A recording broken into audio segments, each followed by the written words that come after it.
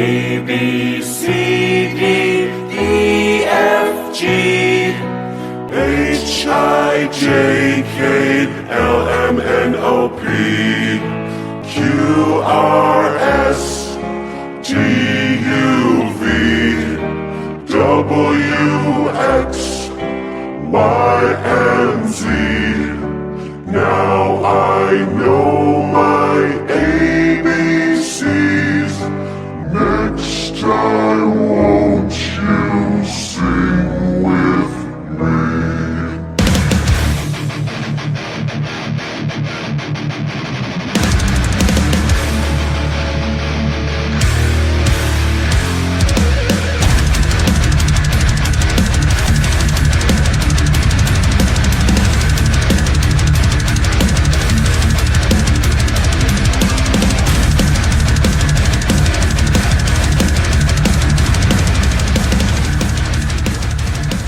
Welcome to another episode of Debating Metal. I'm your host, Kenneth Dean, the Dean of Metal, along with my co-host, Chris K.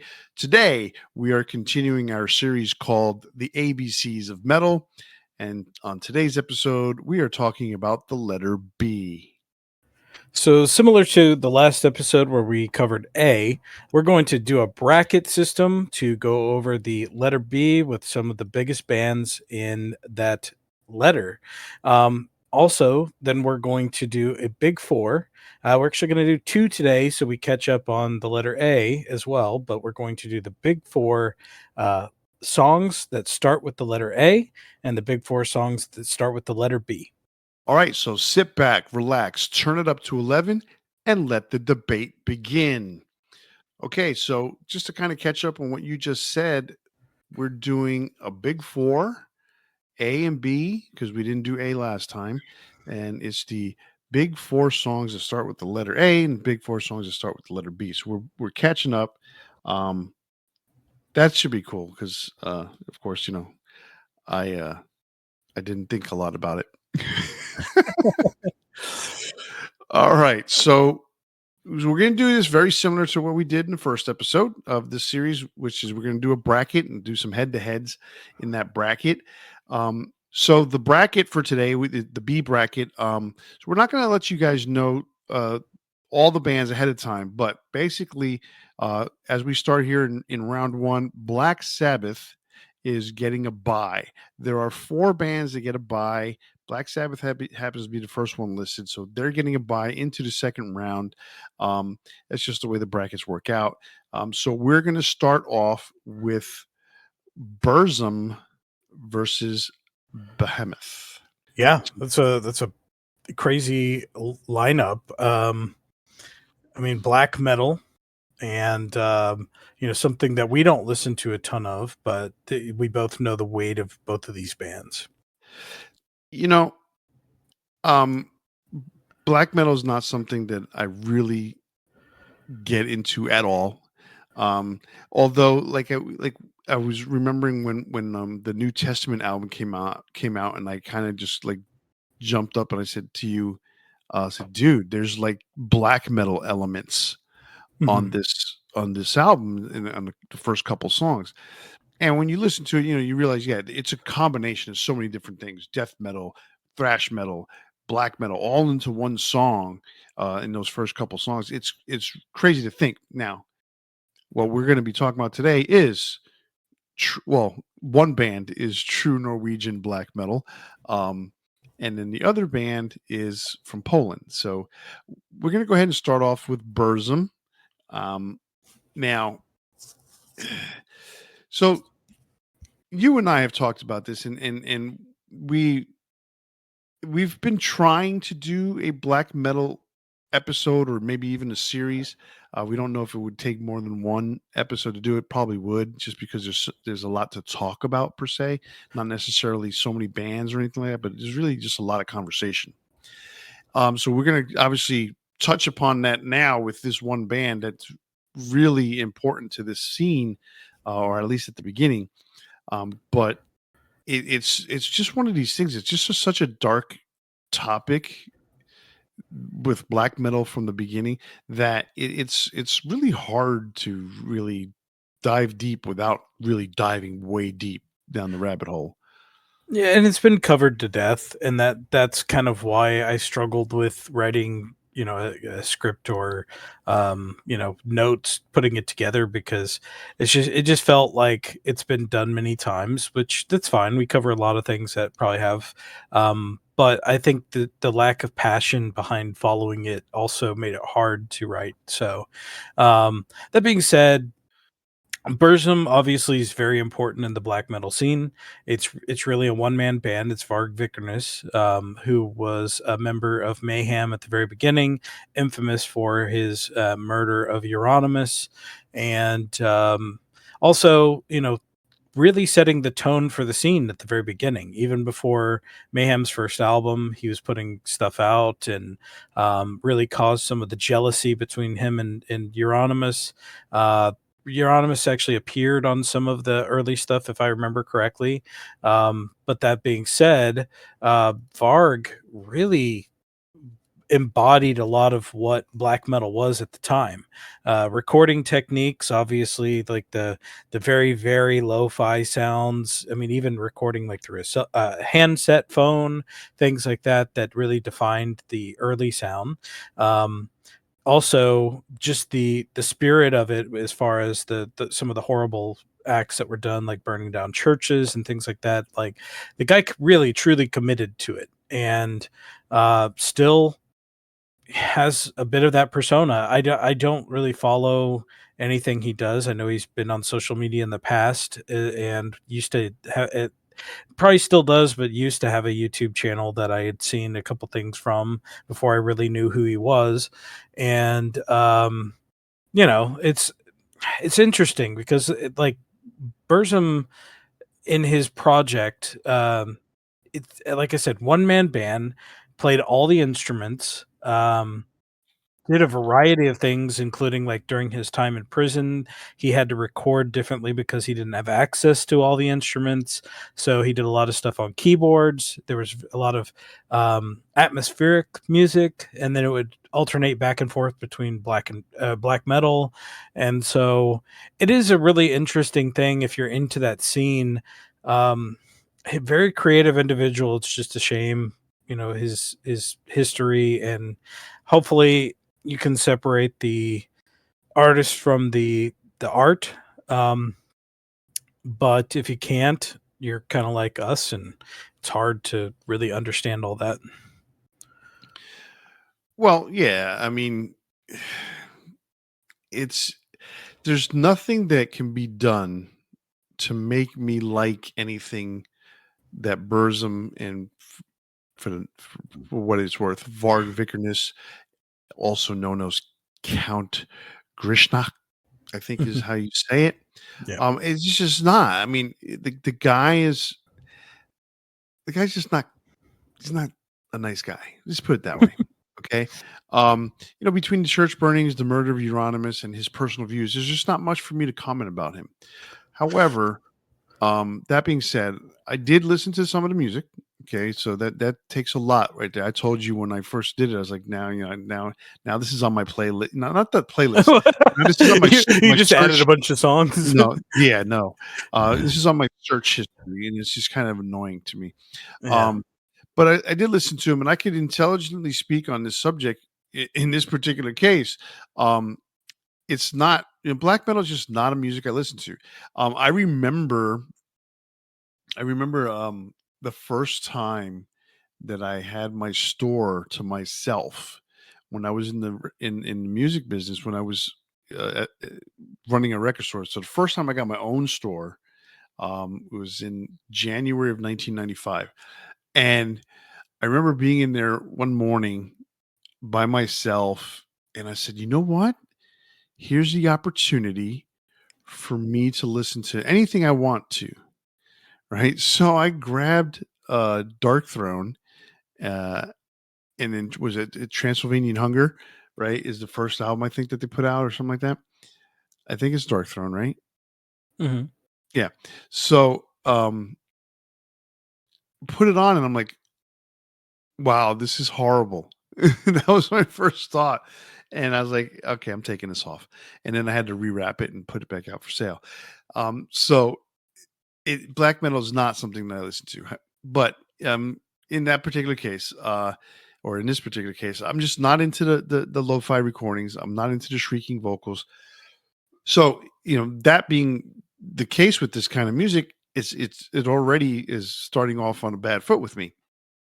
So I listen to it, and for an artist that has 13 studio albums, it's pretty wild that it wasn't until like he released stuff while he was still in jail in prison, and those two albums ended up being, for the most part, um these synthesizer based ambient electronic music, which is pretty interesting that he decided to do that while he was in prison.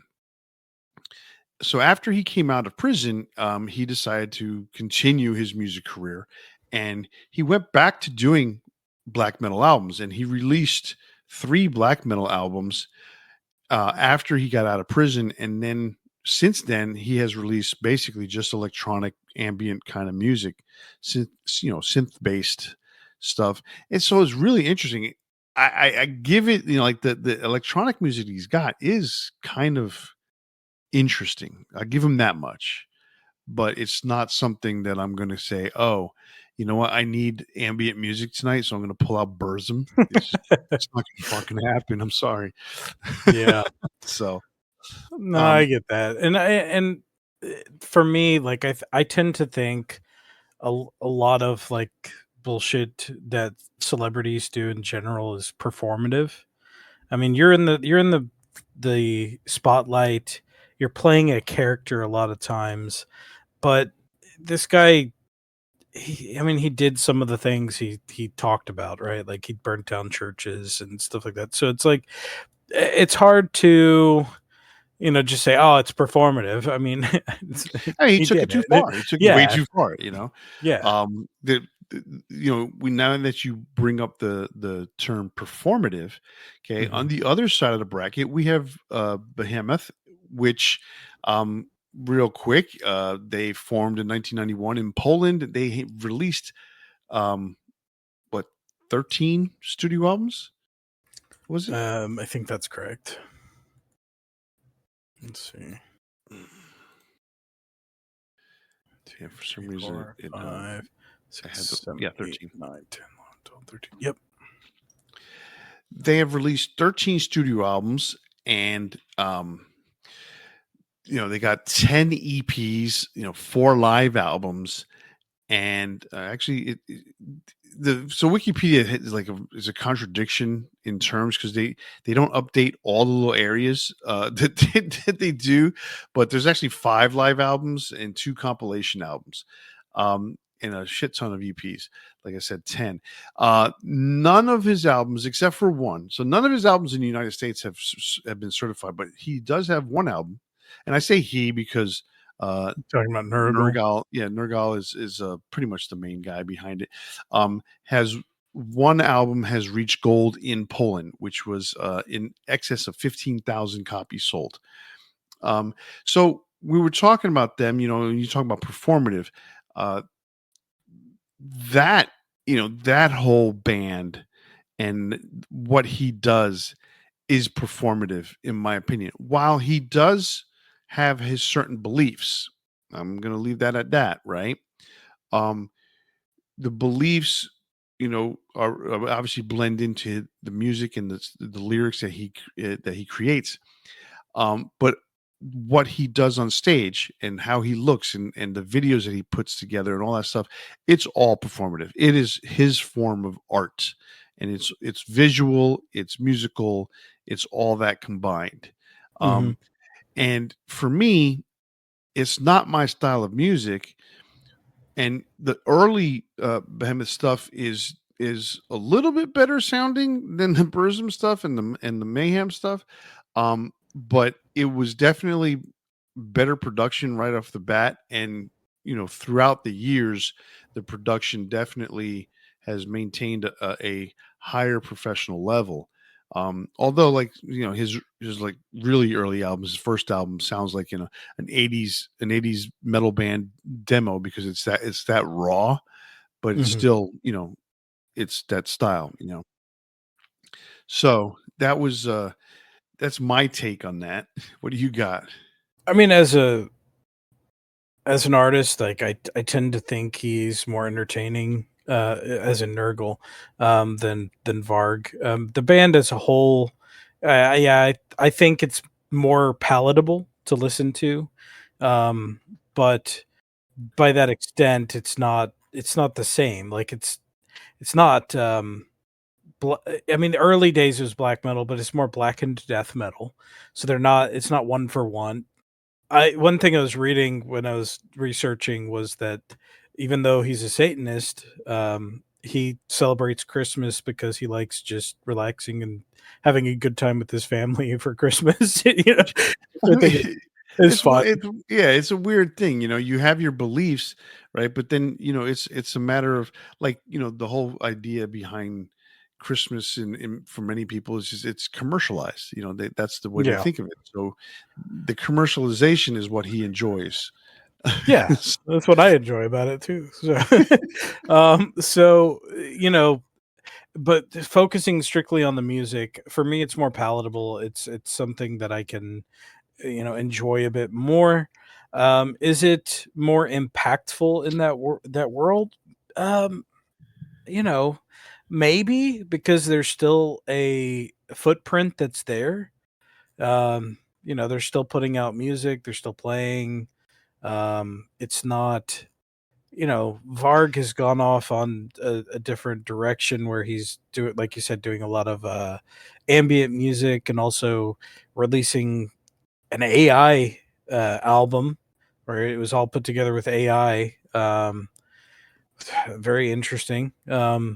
So I mean, this one's a really tough call for me because I would say that I can stomach Behemoth more, but I also I'd rather stomach Behemoth more in that regards. yeah, You know, but I I also mean, recognize the impact and the influence that Burzum had too. So it's one or the other for me. I mean, I will kind of let you decide, because I think you're pretty, more staunchly against Burzum. well, so I mean, for in my opinion, yes, you sit there and say that, he had that influence back then, and he actually released the first black metal album before Mayhem.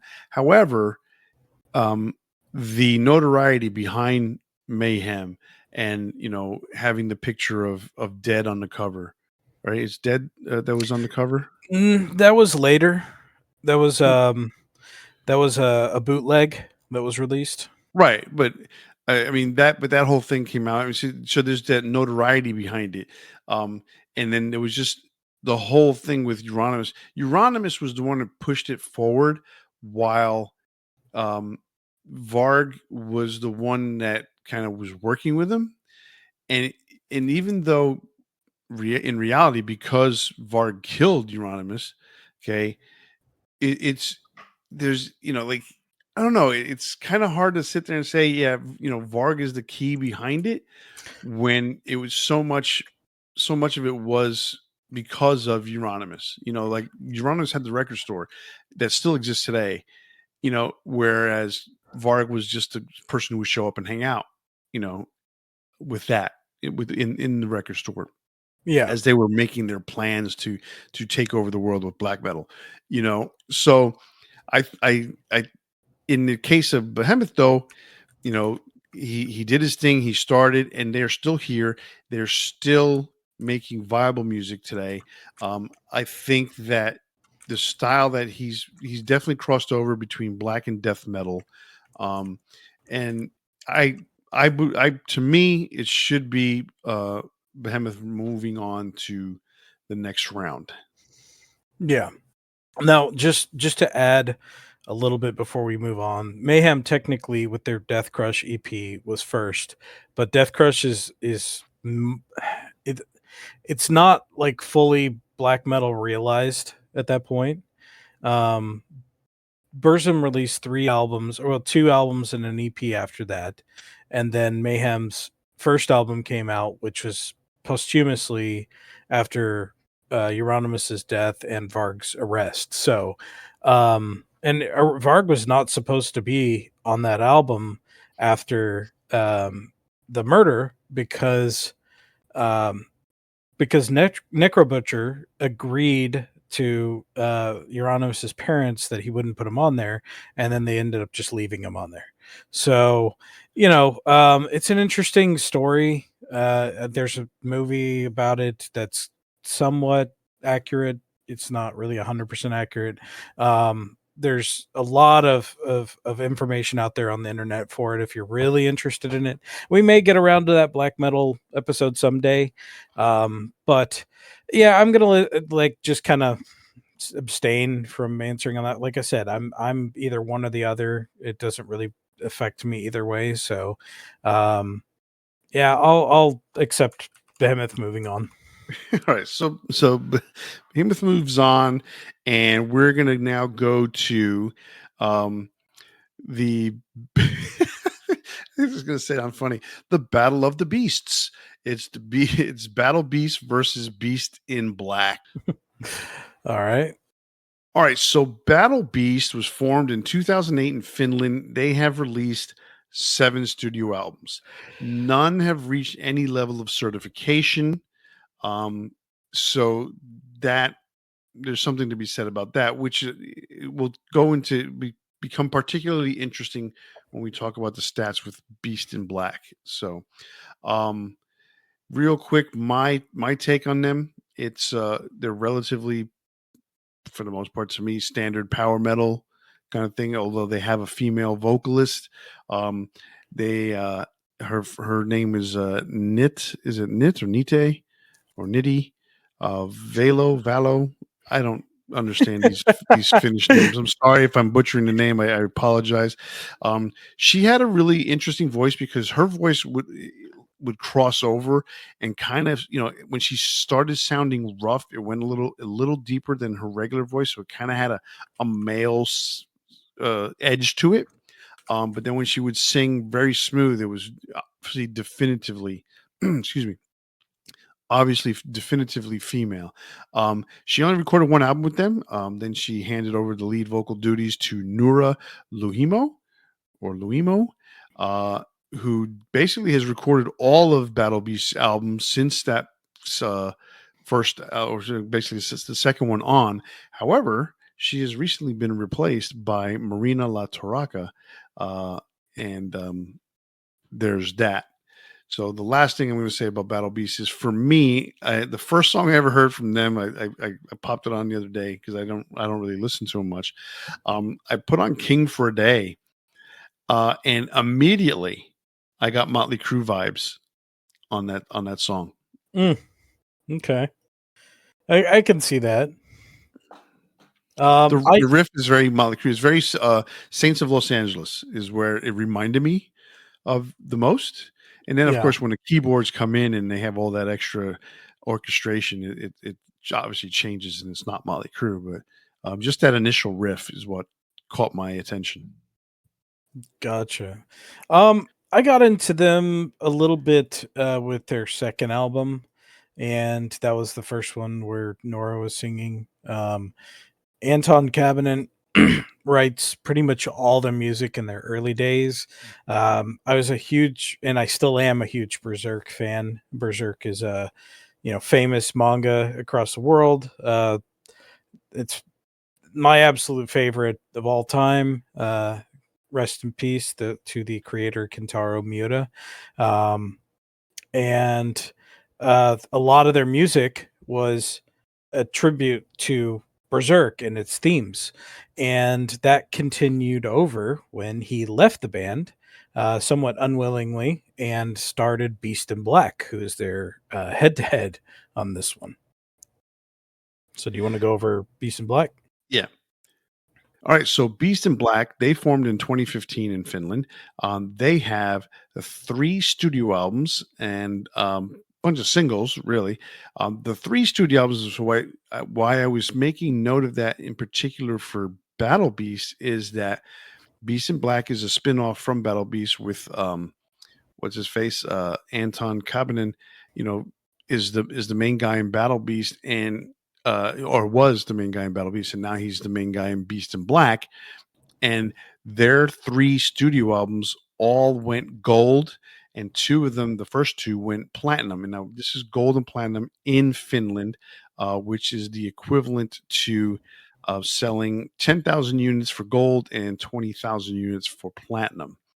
So that, I mean, just imagine that, you're in this band for however many years at this point. I guess it's 7 years, and then you leave unceremoniously. You start another band that you're just basically mimicking your previous band, and your 3 albums just basically trounce anything you did in the past. I So mean, so I'll just kind of go into my thoughts on both. I think the biggest thing is that Yannis Papadopoulos, who is the singer, is amazing. yes, he is. He's the singer for Beast in Black, and he is a multi-octave singer with just so much talent. And what Anton has done with that band and the other guys that have played, previously and currently,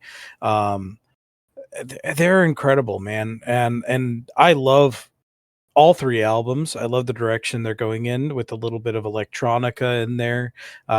Their themes have been, the first 2 were mostly revolving around Berserk. The third one still has some Berserk stuff in it, including a really cool music video for Broken Survivors. And that actually is a direct tribute to Berserk with actual animation in it from the not from the anime, but like with the characters from the anime. And they also were heavily referencing Blade Runner, which is up there with my top favorite movies of all time. So you can probably guess that I'm enjoying the direction they're going. That being said, like, I really like Battle Beast as well. I think it is really interesting to hear, a female voice in the genre. I like what they did, in their early days. And I really like some of the later stuff too. I haven't heard their album from last year, to be honest. I think Circus of Doom was the last one I heard. And they've been very successful in Finland. I mean, they reached number 1 with 4 albums.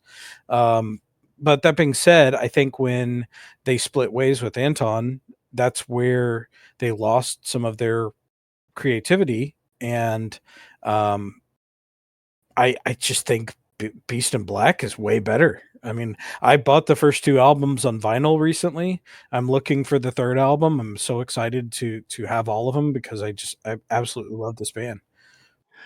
There, I what I've heard from them, I really do like. I don't know what it is about it that I think I don't want to say it's the female vocal that throws me off because I've heard other other bands with female vocalists.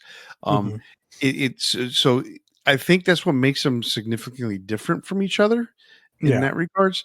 Which I'm surprised that Al that although Yanis can have a very feminine voice too. yes, because the first thing you introduced me to with him was him doing the song from Frozen. Frozen, yeah. So I thought that was kind of weird. But okay, Yanis's voice is absolutely amazing. But I bought the last few albums, and what I really dig with the last few albums is the covers. They did a on the last one, a cover of Man of War's Battle Hymn, Yeah, um, on great the cover. Dark Connection album, and then on From Hell with Love, they did a cover of Killed by Death from Motorhead. Um, and No Easy Way Out, which is a Robert Tepper cover. So they're From Rocky. yeah. So they're not afraid to do different styles of music, but they Mhm. still blend it as their own in the terms of power metal. So that's pretty cool. I you know I got to give this one to Beast in Black just because it's all everything has this basically surrounds Anton Kabanen. Mhm. So I think that Driving it force should for be, both bands. Yeah. yeah, exactly. So to me, if he's the driving force for both bands, and Beast in Black is the latest one, I think it should be Beast in Black moving on. Agreed. Okay. Yeah, so Beast in Black is moving on, and they're going to face in their second round Bullet for My Valentine, a metalcore band that has been around for a while, and they're still putting out good music. So we're going to talk about them in a little bit. But that's who Beast in Black is facing in the next round.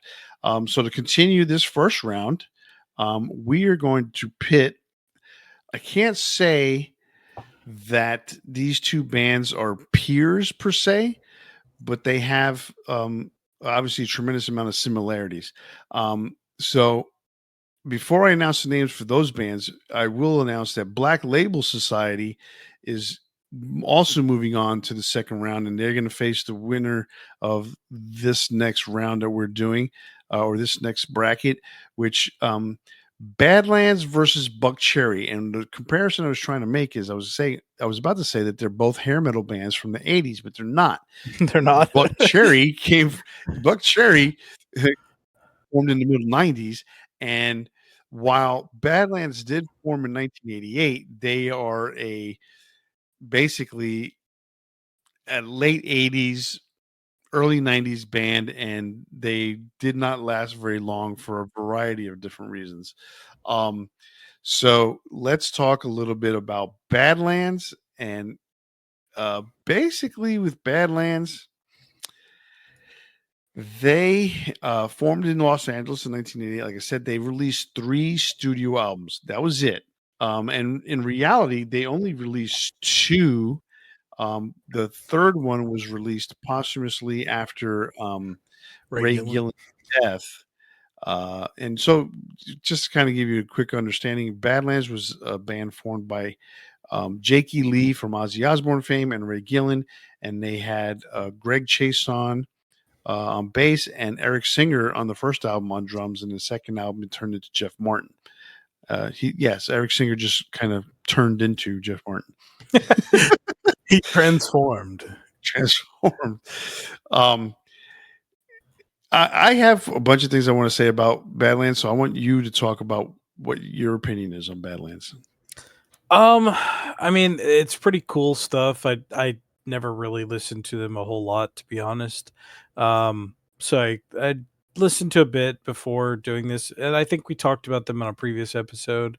Can't remember when that was. That was a long time ago, I think, when we did the glam metal series. Oh, it makes sense. Yeah. Hold on one second.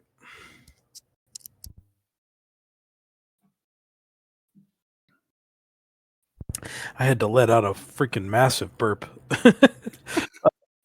So anyway, it was interesting for me because it's a lot of really soft music. Doesn't feel very metal per se, very bluesy. Obviously Ray Gillen's vocals are, rock. What would you describe Led Zeppelin as far as genre? Because that's what it feels like. So Led Zeppelin is a hard rock band that crosses over into, in some cases, some really early heavy metal stylings. But blues as well. But yeah, I mean, they are definitely a blues band. Yeah. They're a hard rock blues band. Badlands, they were a blues band for sure, a hard rock blues band, a metal blues band, if you want to call it. But they were a little bit more than just that. But finish up what you had to say about them. Yeah, and but that's really the vibe I got from them, was that they're a heavy blues band that has like some hard rock elements to them. I love Jakey Lee's playing. I mentioned that when we talked about Ozzy. It's a shame he never wrote anything on Bark at the Moon. but that's a joke, people. He's a great player. I liked Ray Gillen's stuff on the Eternal Idol. There's a version of it that released that was the original vocals with Ray Gillen. Great singer. Um, the other elements of the band, it without doing like a real deep dive and giving it multiple listens, it's hard for me to really determine a lot of that stuff. It's not really my thing, to be honest, but I have a lot of respect for what I heard. I can see why, um, maybe at the time it wasn't the best. Uh, you know, let me rephrase that, but like it wasn't the best time for that band to come out. There probably was a better time in history that they would have been more successful. Obviously, Ray Gillen's illnesses affected a lot of that stuff. Their longevity, but to me, it just doesn't feel particularly metal. I get what you're saying with it's not particularly metal, but I have to disagree with you Mhm. in certain cases. Like the first song on the debut album, High Wire, is absolutely just punches you right in the face. The riff just comes out screaming at you. Yes, the second song is the lead single. It is basically pure pop metal, glam metal, whatever you want to call it from 1989. It is one of those songs where it's super catchy. It was basically the record company telling Jakey Lee, you need to come up with a hit. And Mhm. so, or you need to come up with something, that we could market and sell. And he gave him Dreams in the Dark, because the rest of the album is not anything like that. High Wire is not like that. Winter's Calls is a pretty cool song. I really, really, really like this album. I mean, High Wire is just fucking amazing. Adrenaline Mob did a cover of it, years later. You go to the second album, and Voodoo Highway. I remember this specifically when I read an interview with Jake Lee. He goes, "I paid a lot of money, or I spent a lot of money trying to make this sound cheap. It is extremely raw. I mean, it sounds great because the production, it's just all in your face, everything about it. But it's very stripped down. It's very raw sounding. And it's, to me, it's great. It sounds great. The first album, Badlands, is a little bit more produced, a little bit more polished. This one is definitely a lot more raw and dry sounding. Yeah, I The agree with that. songs on it, though, The Last Time, Shine On. This is definitely more along the lines of your blues album. Yes. And I'm not uh The I drumming is more blues too on the second album. oh Like yeah, I think that's what really changes the sound in general. Like if you listen to, and I apologize for interrupting, but no, it's all right. but going from the first album to the second album, it's the blues. The drumming is way more blues, but there's some tracks on the first album that feel a bit more metal, like you said, like the first track and some of the heavier stuff that's on that. But it's like there's tracks that feel more metal because of the rhythm section, and then there's tracks that feel way more blues because of the rhythm section. I mean, I can get that. I mean, it's a fair assessment. Um, you know, Jeff Martin being added to this, he had a connection with Greg Chason, so they were both bandmates in a previous band. So when the drum seat became open, Greg recommended Jeff, and Jeff joined the band. So when this album came out, I was also a big fan of this album. Um, the Last Time is a really good song for me. I love that song. I really, really, really like Voodoo Highway. I think that Love Don't Mean a Thing is a great song, and his cover of James Taylor's Fire and Rain is absolutely amazing. What's funny about it is that James Taylor did not want Badlands to do that song in that version, but they did it anyway because they didn't have to uh, abide by his request. They could still do a cover song. I mean, I'm pretty sure James Taylor got paid for it. But I love that version. Now, I will say this about this album and one song. I used to watch American Idol back in the day, and there was a singer that was on. I can't remember what season. I want to say through 2, 3, or 4. Can't remember. It's around there, really early. Guy's name was Bo Bice, and from the beginning, I recognized that Bo Bice was going to go a long way on this show. Um, and he came out one night. They had, they're doing their performances, and they come back from commercial. I think it was. Maybe I'm wrong, but they introduced Bo Bice. It's a the screen goes black, and all of a sudden there's a spotlight on him by himself. He does the song "In a Dream," the 13th and last song on this album. It's an a cappella vocal song. Ray Gillen wrote it, and let me tell you something. This dude had some balls to do that, that song, because it is only a cappella. That's all it is, just vocals. There's a little bit of strummy guitar, but for the most part, it is an a cappella song. And he nailed it.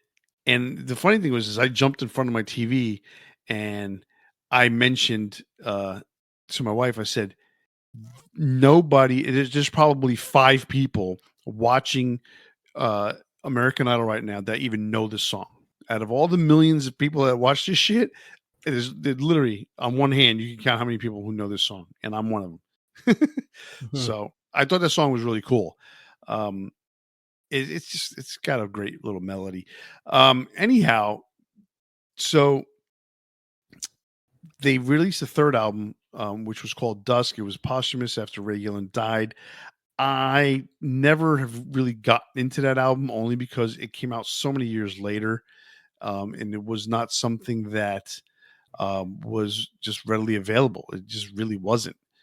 And it came out only because this, someone was trying to capitalize on Ray Gillen's death, so put it that way, So Gotcha. because Ray Gillen died in 1993. This album comes out in 1998.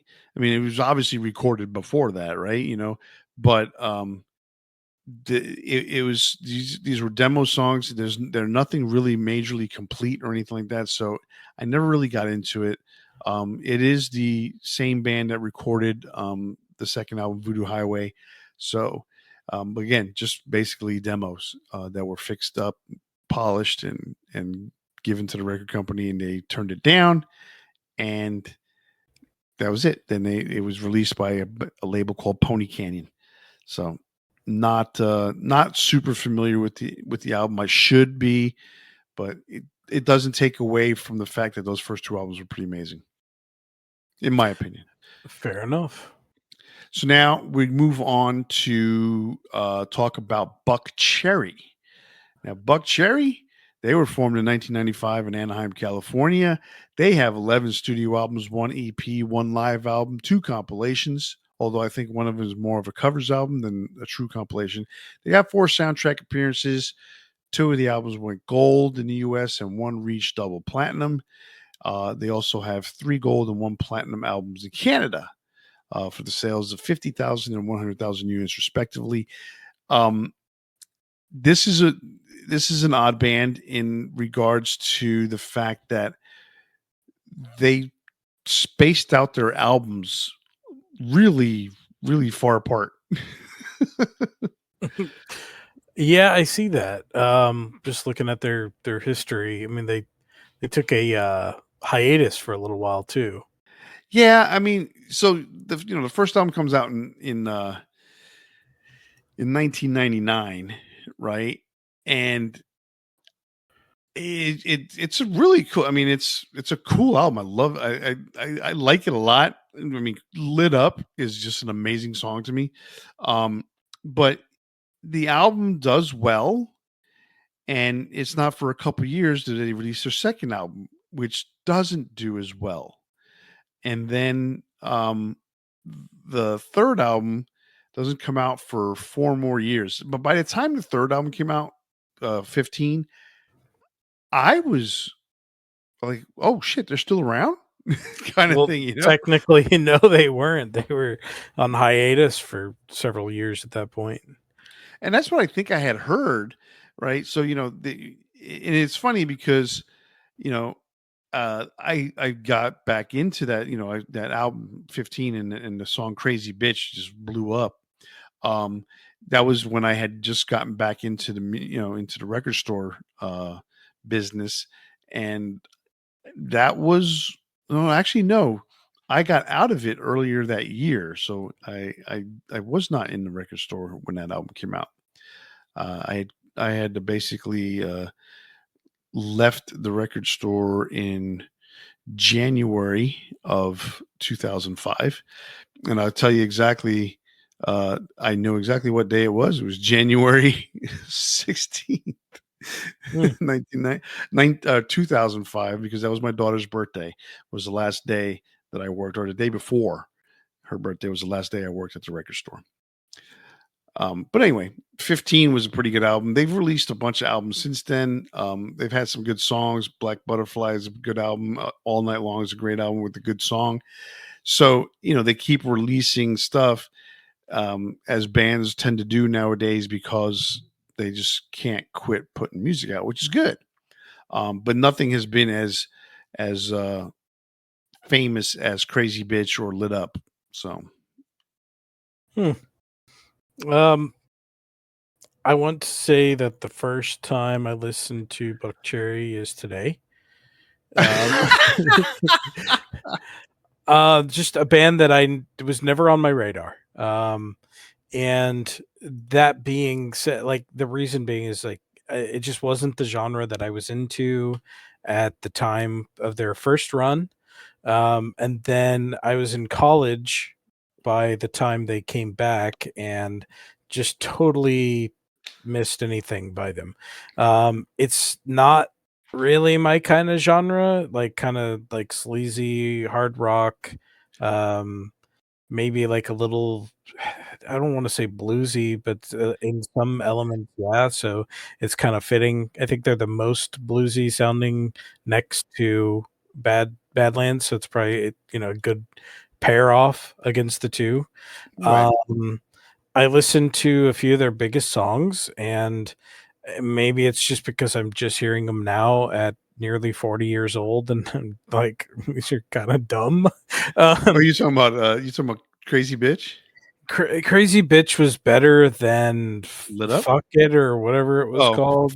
fuck it. The fuck it was that single, or it That was actually sucked. it was a fuck EP.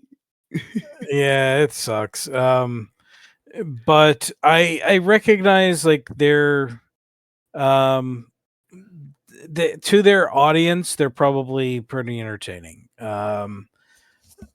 The song's called "Say Fuck It." I don't know. To me, it just sounds dumb as shit. I don't know. Mhm. It reminds me of a bit of Velvet Revolver and some of that stuff, but like I like Velvet Revolver like 1,000 times more. Um, there's some elements of. I mean, I think Terry Date was their producer, so there's like some elements of that grungy kind of sound, but also very like party rock kind of thing. So I get it, and and even though what I'm saying is like not a whole lot of positive stuff, and I apologize to fans out there, but I feel like they're more metal than Badlands in that regard.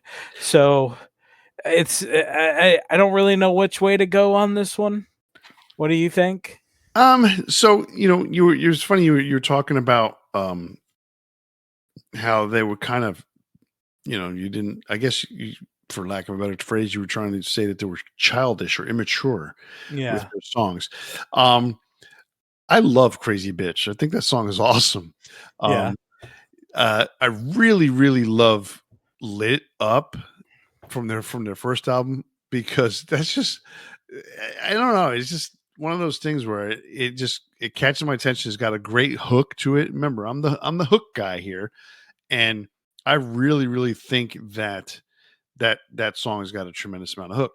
How and I but I do agree with you in terms of their placement in music history is kind of weird because you know they're kind of past the glam period, right? But they don't come across that way. But they have that the look that they have is very Guns N' Roses, L.A. Guns, that kind of look to them where they're past the glam stage of it. So they're like a rock and roll band playing hard metal, hard rock kind of stuff. Mm-hmm. And it's just, it's just a straight up playing, coming in, cranking your guitar up, and having a party. Yes, it is party music for the most part. And I just think that's what Josh Todd wants. I mean, it's Yeah, just that's fine. it's to have fun. All of it has a place somewhere, right? Like it's just not necessarily my thing. Right. They're like a bar band to some degree, It's funny though. I'm reading this as we're talking, and it says that Josh Todd and Keith Nelson performed together alongside the ex Guns N' Roses members Slash, Duff McKagan, and Matt Sorum, and they spent some time in the studio, reportedly completing 10 songs, but the project was abruptly dropped by Slash. Then they replaced them with Scott Weiland. So, like, what are the odds? Like, that's how I felt about it, and I'm just reading this just now, and right. There's that connection there. That's really funny. I can see why they would have meshed on some level, which is interesting. So right. I mean, it's just that whole style, the whole look, everything about them. This is a difficult one for me too, only because I really, really, really like Badlands. I saw Badlands. So you know how you and I go to these small intimate shows like at the House of Blues or at what's that bar that we wanted to go see? I mean, we saw some people in our parking lot. Yeah, no, Scout Bar, House of Blues, places like that, right? Yeah. I saw Badlands in a club in Hollandale Beach. It's called the Button South. And it's like being right there. The stage is believed lower than the one at the Scout Bar. So Scout Bar is probably what elbow, like chest high, right there on under the chest. They could kick you in the chest pretty easily. Right. They could kick you in the face pretty easy too if they want to. Now, the one I think, if I'm not mistaken, the Button South, the stage is lower. It's probably about knee high. Okay. So the whole thing is that the fans respect the band, right? I saw Dokken there, the original Dokken. I saw Saigon Kick there. And then I saw Badlands there. I mean, I saw Extreme there. So Jakey Lee standing, because I probably was standing in the third row, if you want to look at it that way. He's standing 10 feet from me, just ripping those guitar solos, and he's just so into it. And it was, I mean, that was almost like a religious experience that night when I was watching it, because it was just like so fucking cool. And so there's a lot of that I take into account when I want these bands to move forward. The difference now is that in this case, Buckcherry still doing it today, still releasing pretty good music. It's not necessarily chart topping, but it's still pretty good. So it's a difficult one for me. I'm leaning towards Buckcherry just because they're still doing it. They have a much larger footprint, and they're still doing it. And by that degree, I think they should move on. Are they the better band? Maybe not. But as far as their footprint and influence and that kind of stuff, I think Buckcherry takes it on this one. Yeah, I think so too. It's a hard to say. I mean, Badlands, it's one of those things where they were just hard to categorize. And part of the thing too is like right now you can't get Badlands music out there. Like you have to go to YouTube to find it. Well, it's part of the thing is that Jakey Lee got into a disagreement, put it that way, with a higher up at Atlantic Records, and they basically told him, "We're never playing your music." No shit. And so they literally yanked their shit off the record shelves and said, "Fuck you." So, so that's what's up with that. Now, what's funny is like you go on to, let's say, Spotify, okay, and they all have the only album they have is Dusk, and I'm like, really? And so yeah, it's unavailable. They're not going to put their shit out. So now, if you see the CDs out in public, out in the wild, jump on it. If you see vinyl, it's going to be expensive. Okay, I saw someone selling the CD for $30. I saw the vinyl for like a couple $100. It's rare out there. There was a release, Rock Candy Records. They do a lot of these reissues with some of these hair metal bands from the 80s, and they re-released the first album, and it got immediately shut down when it came out. So if you have one of those that's been remastered, even better. But yeah, it's unavailable. So you have to find it, used, and people are asking good money for it. That's a bummer. Yeah, it is kind of weird. All right, so we're moving on. We're still in this first round here, and we're just blabbering on and on. All right, so the last two bands in the first round, they're going to go. The winner of these between these next two bands are going to go up against Bon Jovi, who has gotten a bye into the second round. So the two bands that we're going to talk about now are Blind Guardian and Britny Fox. That's a combo. That is a combo. All right, so Blind Guardian, 12 studio albums, 3 live albums, 2 compilations, and they have 0 certifications, although they did have a gold DVD. So they've been around for a while. They were formed in 1984 in West Germany. West Germany, before the wall fell. That's wild. Mm-hmm. All right, what do you got to say about Blind Guardian? I mean, I've been a fan for a long time. Really love the content of the music because I grew up reading like Lord of the Rings and a lot of fantasy stuff. I really got into them, and that was like the general theme of a lot of the stuff they wrote. Really like Hansi Kirsch's voice, and I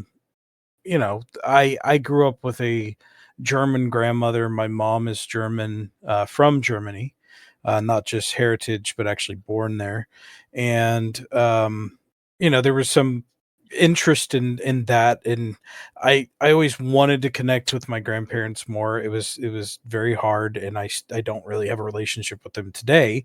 But part of me, reaching out and figuring that out was finding things that were German in our culture. And so I got into Blind Guardian. I really liked them. I listened to them a lot through high school, and then I kind of dropped off for quite a while, and then picked stuff back up in college towards the end. Never had the opportunity to see them live, which I've always kind of been bummed out about. But I think they're in especially in the genre of power metal and more storytelling kind of music. They're really one of the best from that time period and from that part of the world. So yeah, I don't know much about like the certifications in that part of the world and how that stuff works. That part of the world being Germany. So I don't know where they fall into it. I know they have a lot of like critical acclaim, but that only means so much to me. But I've always been a big fan. All right, so power metal is not my strong suit, but I did listen to some of their stuff last week, So it is pretty cool. I will say that um, it's it's a little different than Battle Beast or Beast in Oh, Black, big difference, yeah. right? But it's still power metal, still similar style, if you want to put it that way. A lot of speed aspects to it too. Yes, so that's the thing here too. They're very, starting in 1984, they were part of, the European version of the speed metal scene. I mean, when you think about their first album came out in '88, so they're at this point they're also coming in right behind Halloween. So Halloween was definitely part of the influence or part of the scene for the most part. And they're kind of rubbing off on each other in that regards. Um, so yeah, so I mean, Halloween set the standard, because yeah, there was early, 80s Judas Priest, which was a little harder. Then there was the stuff from Manowar, that kind of set uh, that kind of set that up. But then It's just Halloween. Manowar being super slow, though. Well, not all of it's super slow. I mean, they have one or two songs here, but you look at songs like Black Wind, Fire and Steel, or oh shit, what was it? There's, I mean, stuff off of There's the a couple, but most of their stuff is like anthemic kind hey, of. most of the stuff is anthemic. I mean, so they're not necessarily um the speed version, the speed metal version of it, but they're Mhm. setting the tone for power metal. Yeah. And so Halloween combining that power metal style and just basically, perpetual double bass drums, it was Mhm. one of those things that they set the tone, and then everyone followed their footsteps after that. Yeah, agreed. So Blind Guardian is very similar in that regards, in that style. So I give it to them. I mean, they've had one hell of a long career, and they're still around today. So that they are definitely um, a band that has a very rich history. All right. So, what do you think about Brittany Fox? So there's like no comparison to these two. Brittany Fox obviously compares more to the previous round or the previous bracket portion of the round.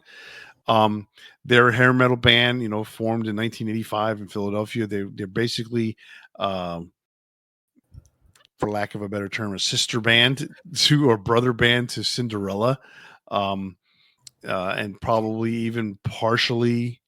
Well, I was going to say partially Poison, but Poison really moved away from Pennsylvania to make it in California. So Brittany Fox released uh, 3 studio albums. They actually have 4 now overall, but back in the day, originally they released 3, and they whatchamacallit,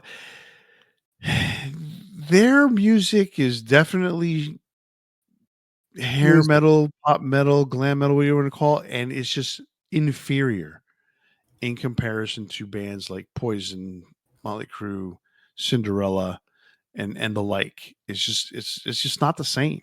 It's a step down. I mean, it's literally a step down.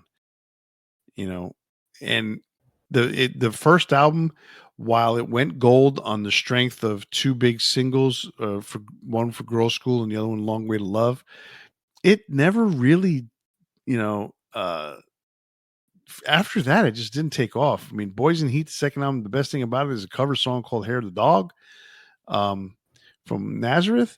And that, it's like, eh.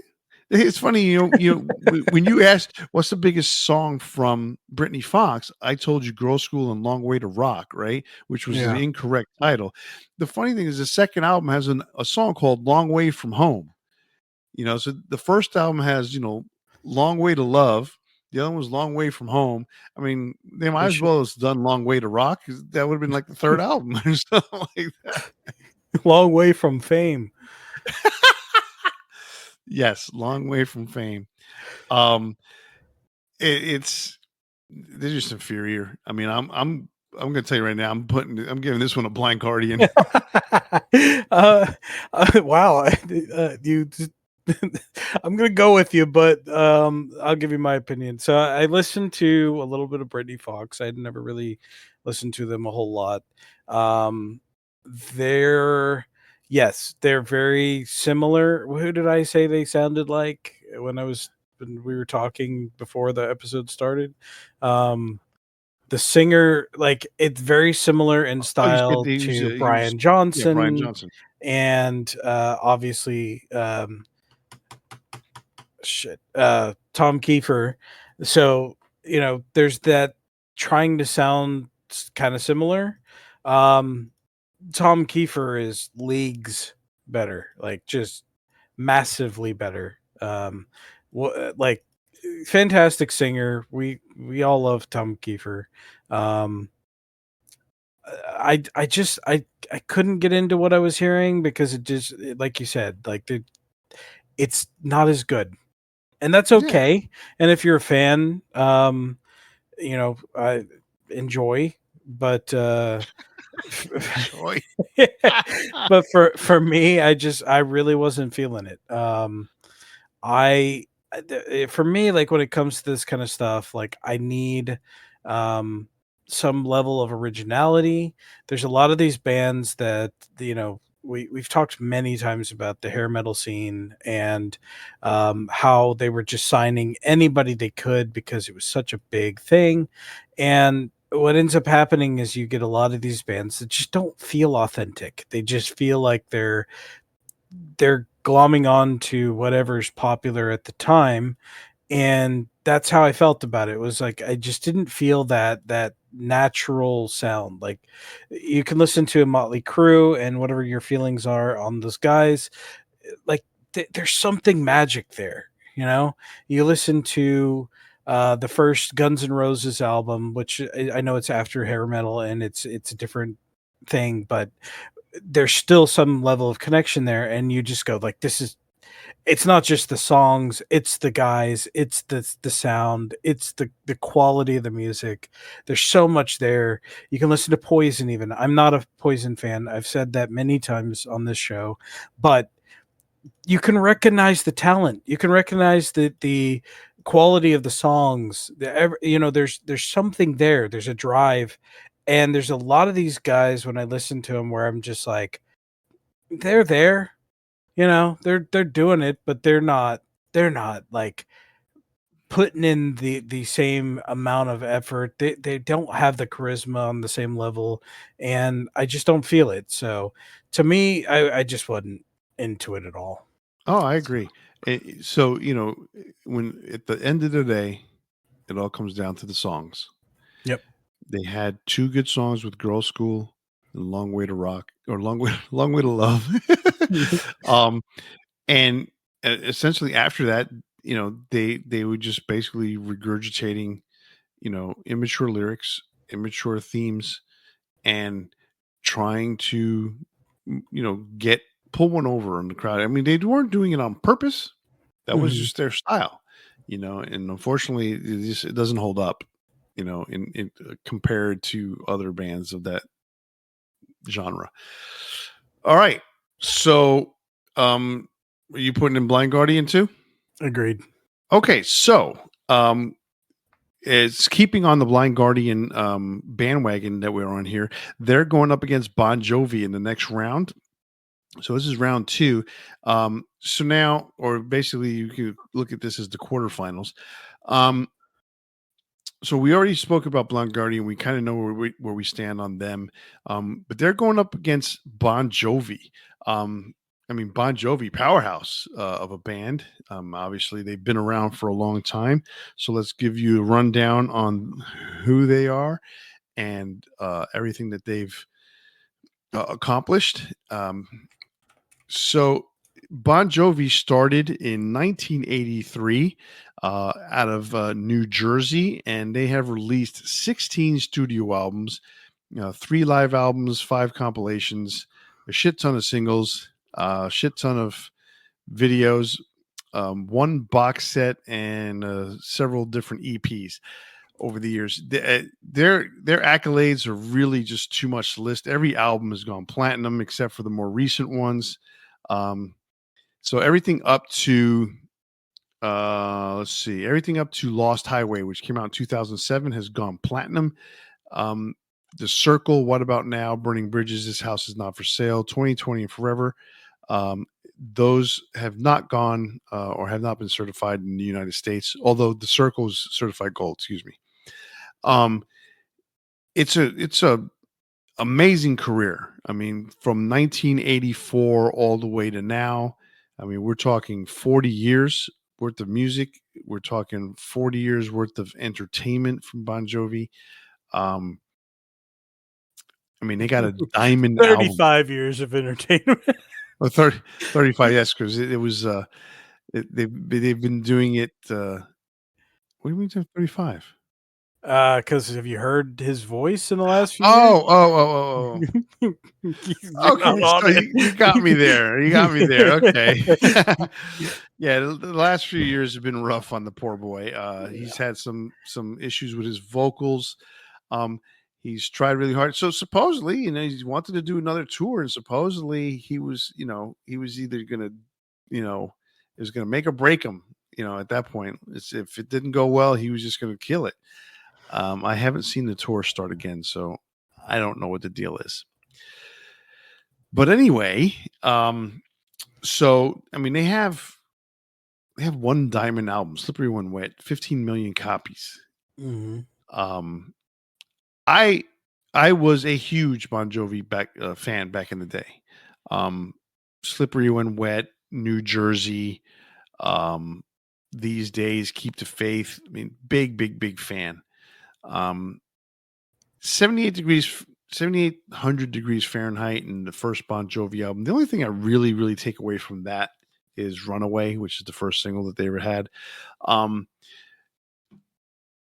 mean, I remember 7,800 degrees Fahrenheit. It had a couple of good songs that kind of, scratched the surface, but it didn't. In and Out of Love obviously was a good hit for him, but then Only Lonely and Silent Night, those were moderate hits. But it wasn't until Slippery When Wet. I mean, they just exploded. It's hard to make a comparison with Bon Jovi and Blind Guardian. Blind Guardians, for the most part, Imagine that double bill. right? So I mean, Blind Guardian, while they have ruled over in Europe for the last 40 years or whatever it is, 38 years in terms of music itself, it's still, I mean, hard to compare what an impact that Bon Jovi has had for that sound. Now, we're also talking about metal. Okay, would you consider Bon Jovi metal? I mean, it's pop metal / in the early days, yeah. No, it was hard rock. Yeah, definitely not now. Now they're a very different band. I would say everything to Keep the Faith. Keep the Faith has a little bit of that, but even then, like, to me, that's more of a rock album. Maybe New Jersey has some elements of metal, but because they're still kind of glammy at that point. Well, I But mean, yeah, New Jersey is a great follow up to Slippery When Wet. I mean, yeah, with those albums, Keep the Faith, they started to expand a little bit on their musical horizons. They were definitely leaning in on the ballads at that. mhm. I mean, they've got. I mean, ballads are still part of metal, but Yeah, they're still part of metal, but like they were really, Bed of Roses was a big song on this one. Keep the Faith was a big hit, but I think I think the cutoff is New Jersey, where they're still really kind of a metal band. yeah, I would say that. I would say that. I mean, These Days they had some really good song on These Days. I really liked. As far as the ballad was concerned, the big ballad on that album was "This Ain't a Love Song." But my favorite song on that album is a song called "My Guitar Lies Bleeding in My Arms." Oh, that's just a beautiful song. There's this tremendous amount of buildup from verse to verse. It's such a good song. I mean, but Hey God, it was probably the hardest song on the album when you think about it. Something for the Pain is just like a pop rock song for the most part. Mhm. these days. So they're just rock at that point, you know. The glam has gone. They stripped away all the eyeliner and the hairspray at this point. I mean, the best song to me, my favorite song on the album is "My Guitar Likes Bleeding in My Arms." This Ain't a Love Song. They did a Spanish version called "Como Yo Nadie Te Amado," and they converted the lyrics. It's a completely different lyrical theme than "This Ain't a Love Song." It basically the Spanish title, you know, no one has loved you like I have. And so the lyrics are a little different when you translate. It's not a one for one translation, but that song was a huge Latin American hit. I mean, it's been covered by several artists in Latin America, and big song. And Bon Jovi sang his ass off in Spanish. But it's, you know, it's totally Americanized Spanish, but it's still a very good version. So, what are your thoughts on the comparison between Bon Jovi and Blind Guardian? Again, that's a crazy comparison. But that being said, Bon Jovi, I mean, it's undeniable the hits that came out of the band. Those first few albums, they do fall in line with the glam scene, especially "Slippery When Wet." Desmond Child came on to, you know, kind of help direct them, and they put out their most recognizable songs. "You Give Love a Bad Name," "Living on a Prayer," "Wanted Dead or Alive." I mean, those are some of their biggest songs that I think just about anybody could recognize. Um, there is a precedent for, like we talked about with some of these bands, that you wouldn't typically associate them with being metal, but at the time they were, right? So, um, I mean, they're huge, right? Um, are they still metal? Absolutely not. Um, and that's the biggest strike against them.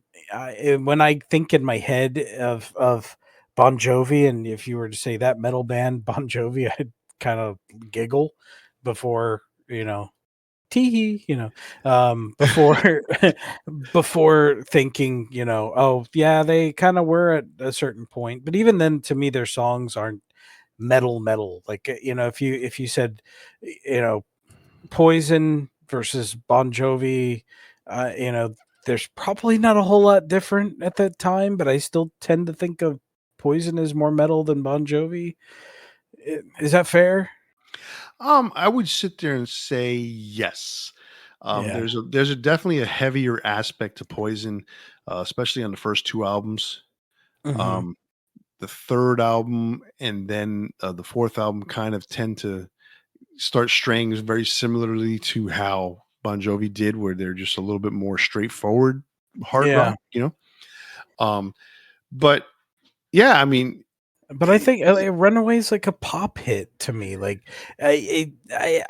I'm see, the thing is, you're coming from it at a later vantage point absolutely I because am. you Yeah. know when if you were there in the '80s, all this shit was metal, Mhm. you know, because that was the name of the style of music that it was. Yeah. They didn't even call it glam metal; it was just metal, It's just metal. Yeah. you know. And so when bands like Megadeth, Metallica, Slayer, and all those bands were so much harder, you know, it was uh, an eye-opening experience. So, um, Slayer's harder than Bon Jovi? yeah, What? and barely. So, so yeah, Rain and Blood, Runaway, basically the same song. they both have keyboards. just, just kidding.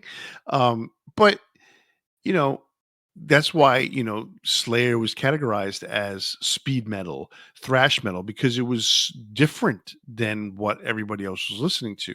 You know, Yeah. remember Lizzie Borden has a song called American Metal, but that is no harder Well, than Don Felder has a song called Heavy Metal. It's not heavy metal at all. So, yeah. But you know, I get it. I was saying there, but I mean, at least Lizzie Borden was a metal band. yeah. So you know, yeah, is Bon Jovi metal? Not anymore. Not Were they for the anymore. first couple, 4 or 5 albums? Metal for the time, yes. Yeah. So, but what are we looking at here as far as moving on uh to the next round?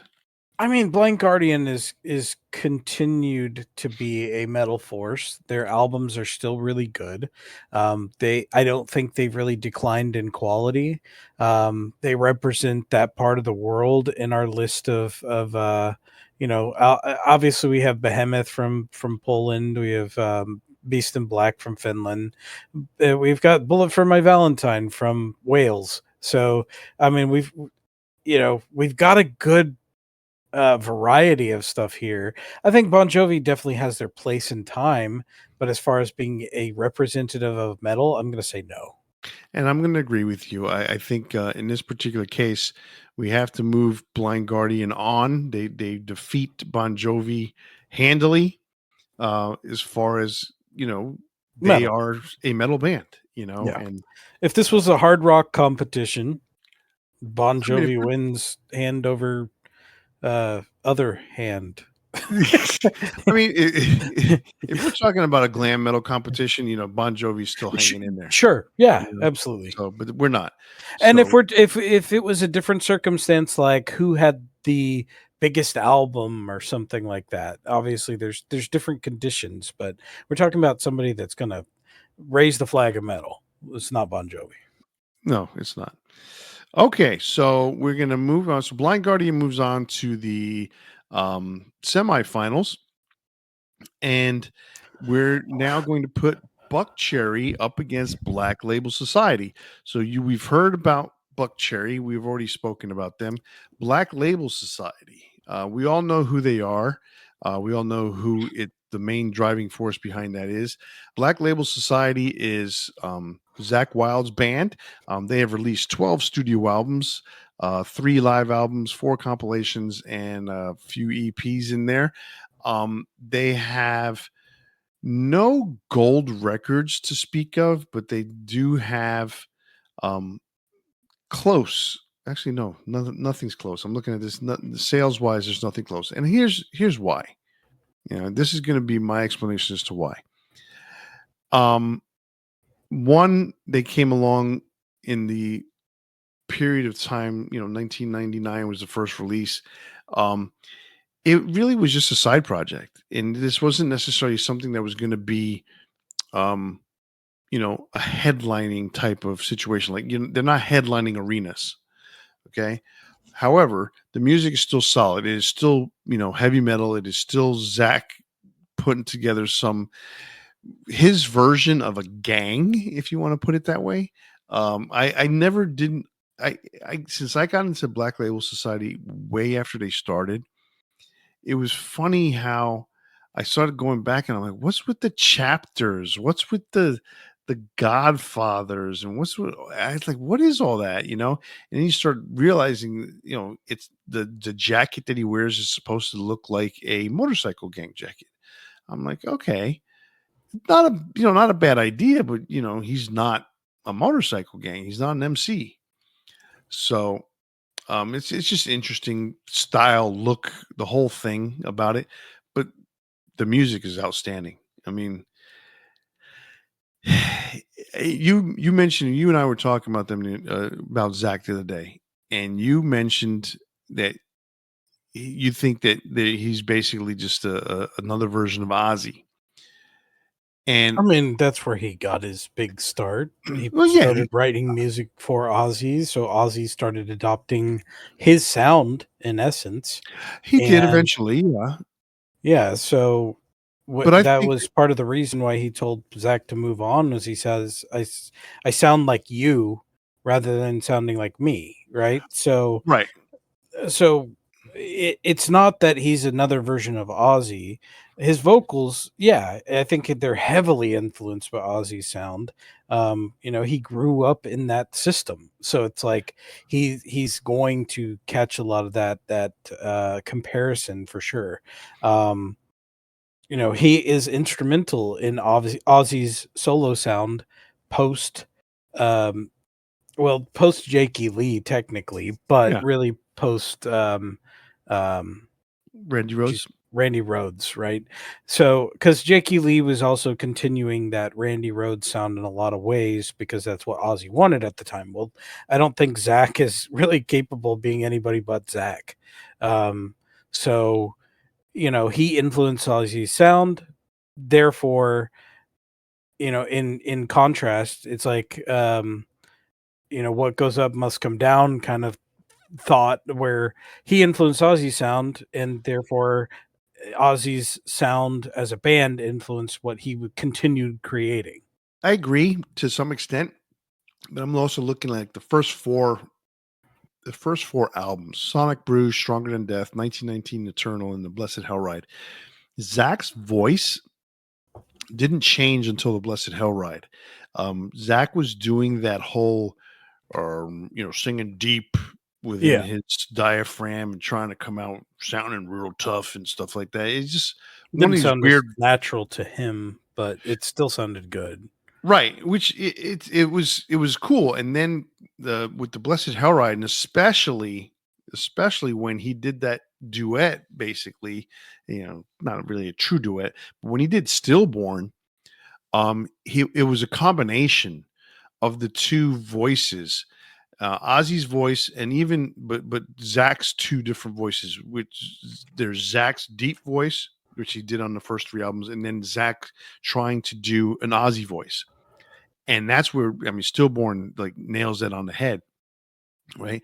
And then after that, um, on Hangover Music, which is kind of not, that's a slow album and soft stuff, so it's his normal voice. But when he started doing like Mafia and Shot to Hell, then all of a sudden the voice started to change, and his vocal style leaned much more into the higher range, similar to Ozzy. Yeah. And so yeah, so that changed there. But um musically, these he just keeps pumping out these albums and pumping out these riffs. Those first several albums were just really, really good. And he has this whole very sludgy sound at the beginning.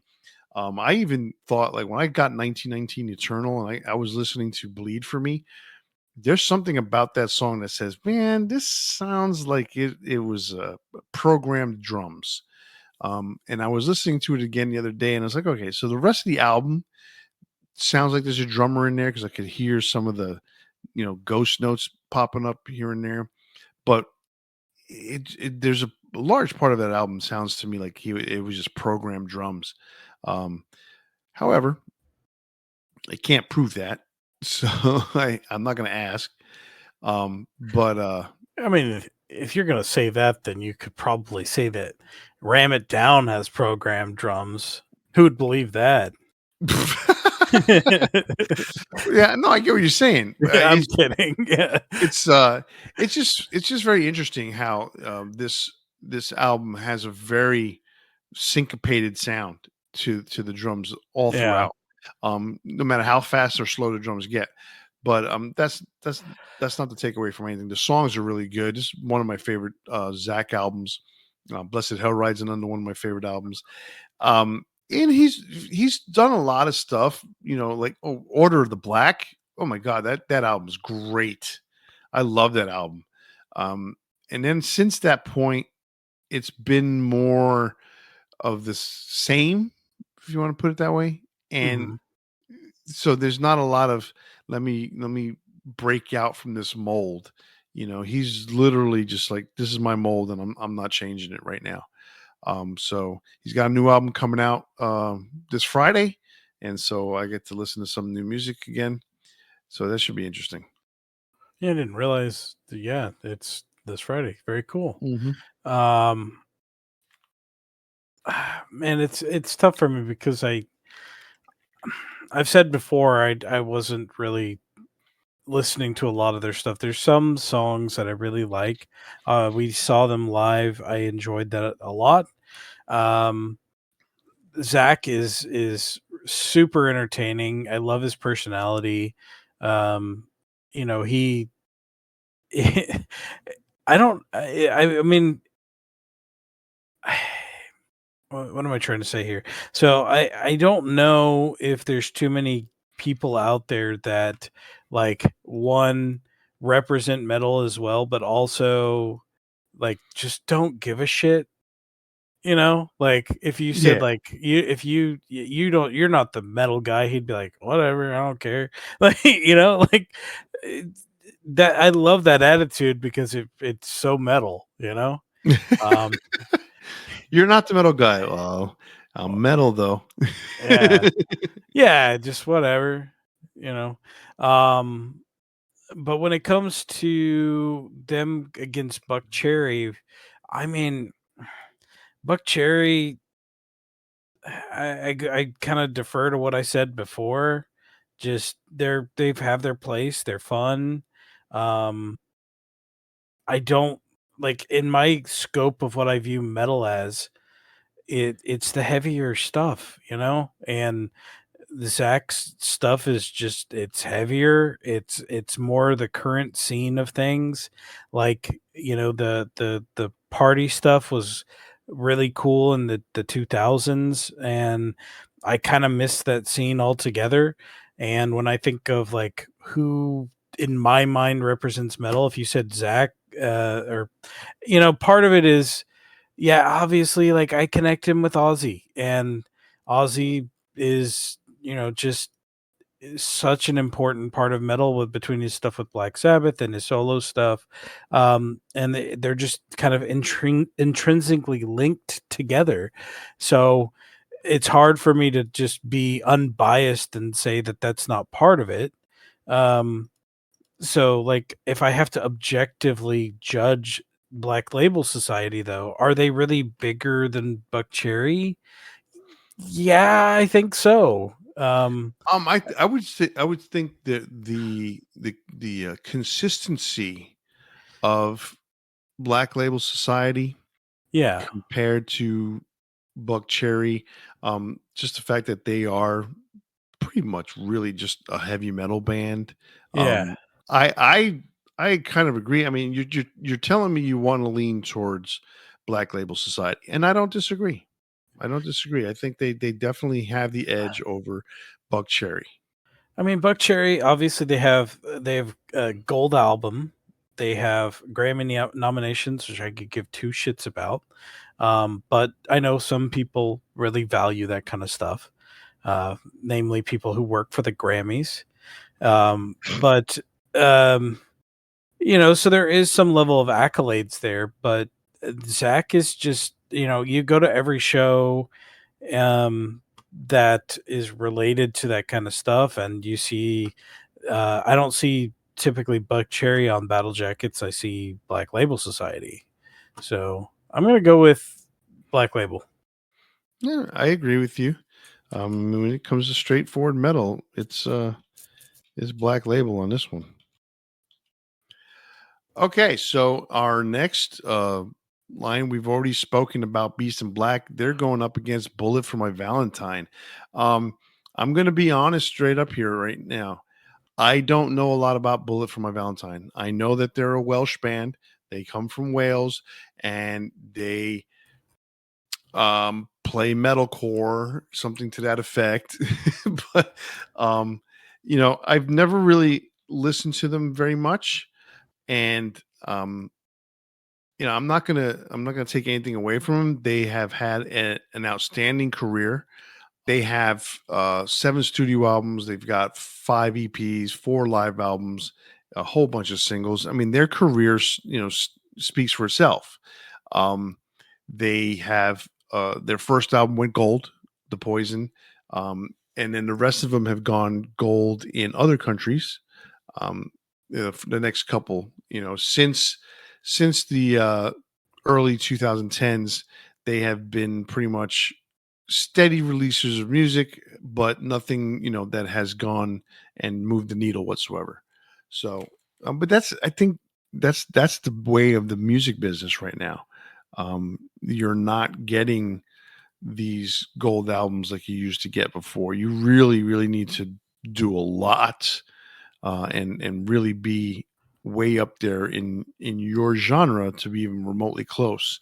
I mean, not even God's honest truth, not even Metallica is breaking platinum albums anymore. I Yeah, mean, it's a different scale, and it's hard to do because of the streaming and just the way that people consume music now. It's completely different. you get credit for streaming, but the streaming has got so many like 10,000 streams equals a unit or 100 Yeah, units or whatever. So Metallica still gets that, and their album, but they're not doing 16 million albums like they did of the Black Album. They're not doing 6 or 7 like they did of Load and Reload, but right? But what I mean is, okay, so you used to buy an album and have to physically put it into a device, and Mhm. that's a commitment, and you're doing something, right? Right. You have to sit there and listen. You can't just take it on the go with you. And then eventually, yeah, you could take it on the go with you. You could put it in your car, cassette tapes or whatever, right? So over time, that consumption of music has changed in how we would do it. And to me, putting a CD in my car, I didn't want to like take a CD out and change it and put a different one in. Not everybody had burners and stuff like that. So it was like you could sit down and listen to a full album. Now you're listening to one song, you go, I kind of want to switch mid-song to a different song. And I think a lot of people have that mentality now because it's like the attention span is so much lower than it used to be, but also you have everything at your fingertips. So it's like you can just listen to whatever you want except for Badlands. You're so right with that. Um, no, I agree with you. I mean, there's nothing else that can be said about that. It is absolutely a true statement. Um, but there is streaming services. Regardless of that, that's not the point of this conversation. We're talking about Bullet for My Valentine, and the way of the world has changed. So the consumption to for a band like this, they're established. I mean, they've been around since 2005 or 2002, really. Um, and so it's that's we're talking 24 years. So Mhm. that's a good career. You release 7 studio albums. That's a pretty good career. Okay, especially yeah, it's not as often. I mean, you're putting out one every 3 to 4, 3 to 2 to 3 years, 3 4 years. It's a long time in between, but that's just the way the music business is now. You can really push an album for several years. I mean, Michael Jackson was the one who started that. When Yeah. when Thriller had 7 singles that all went number 1 or whatever it was, a huge album. You know, he was the one who basically said it. These videos are going to keep my album out in the mainstream for a lot longer than you normally would. You weren't just regurgitating a new album 1 year later. So it's just, eh, I mean, to concentrate on Bullet for My Valentine's music, let's make this comparison. They're going up against Beast in Black. Okay. Bullet for My Valentine is, they are being described as a heavy metal band, but for the most part, they are a metalcore uh, metal band. So you compare that to Beast in Black. Um, Traffic drastically different genre. yeah, Um what I so the thing I don't like about metalcore, and I feel like I'm being so negative this episode, but I have to say what I really feel, right? The thing I don't like about metalcore in general is that I feel like there's one or two bands that really establish the sound, and everybody kind of does the same thing. The breakdowns, they're, I love them or hate them. They're kind of the same thing, right? Like every time.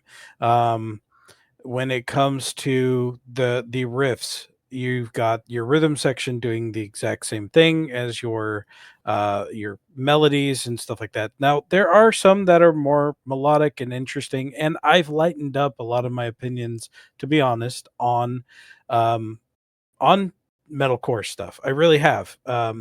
I have listened to more stuff that is metalcore adjacent in the last couple of years, and at some point we can kind of go over some of that stuff in the future. But like, I've lightened up my opinion, and I can recognize the talent that these guys have. Like if I can recognize the talent in Burzum, then I can recognize the talent in Bullet for My Valentine.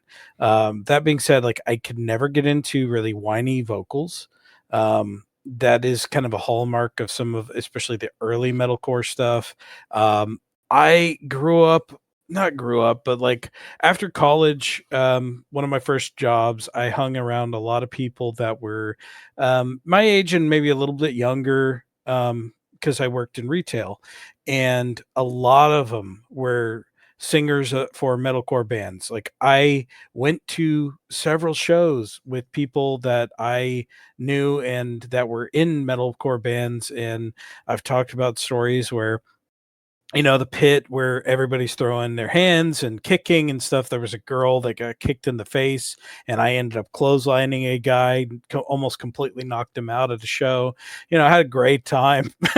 So, like metalcore is its own genre. It's a lot of fun. These guys were towards the beginning of a lot of that stuff.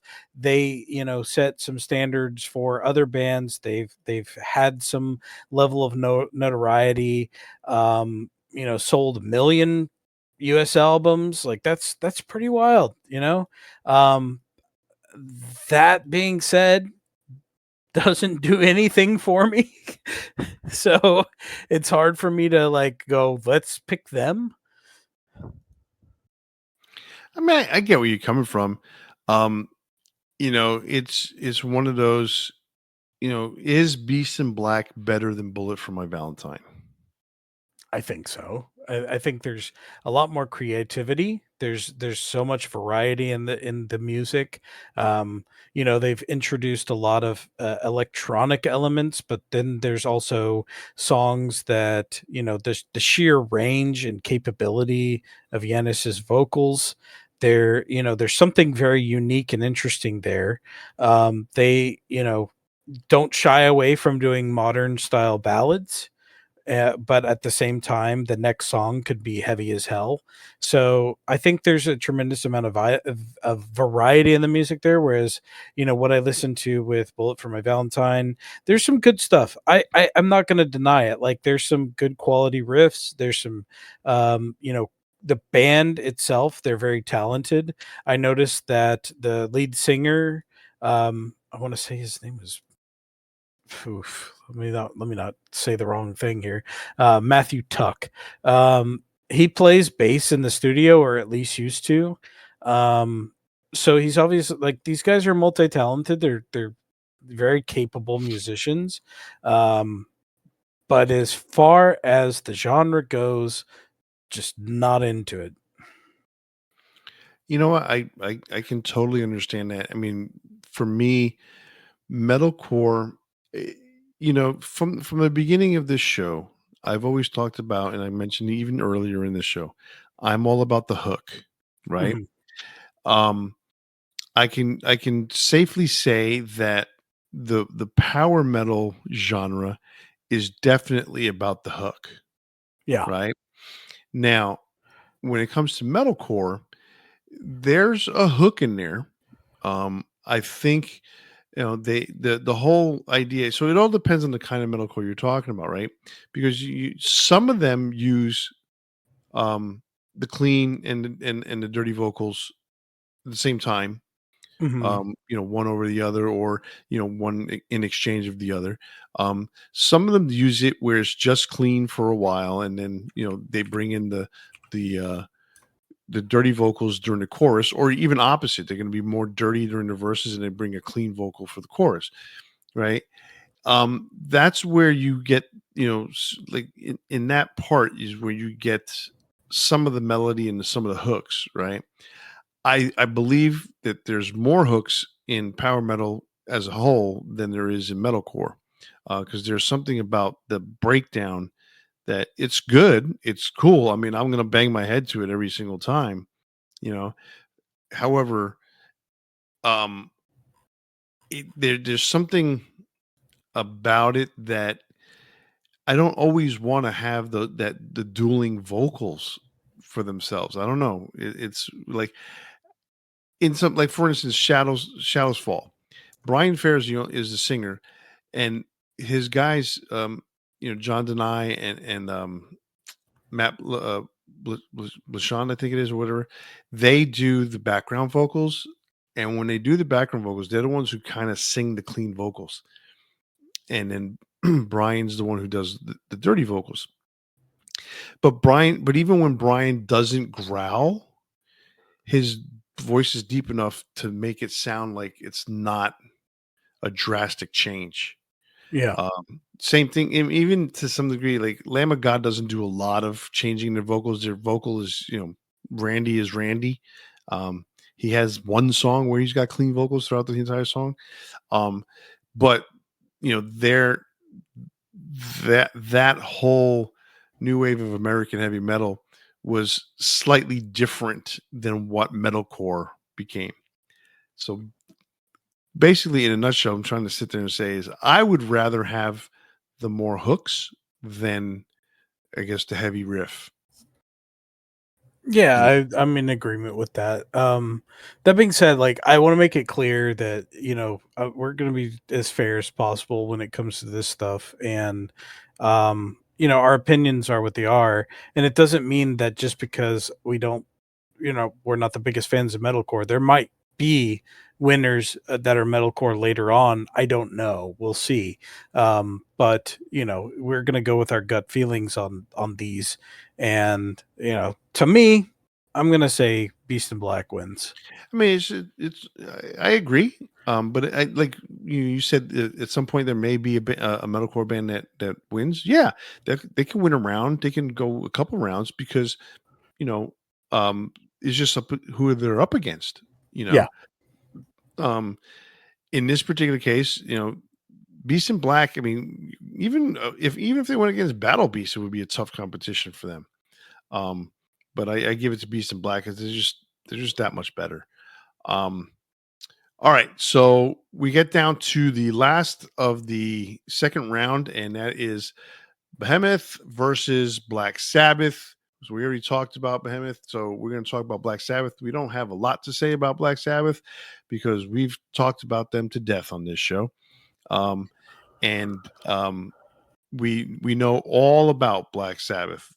They are the reason why we're talking about every single band in this list and every single band that we're going to talk about in this whole entire series. Black Sabbath started it all as far as heavy metal was concerned. The song Black Sabbath was the one that started it all. So, how do you go up against that and try to beat it, Yeah, it's really almost not fair.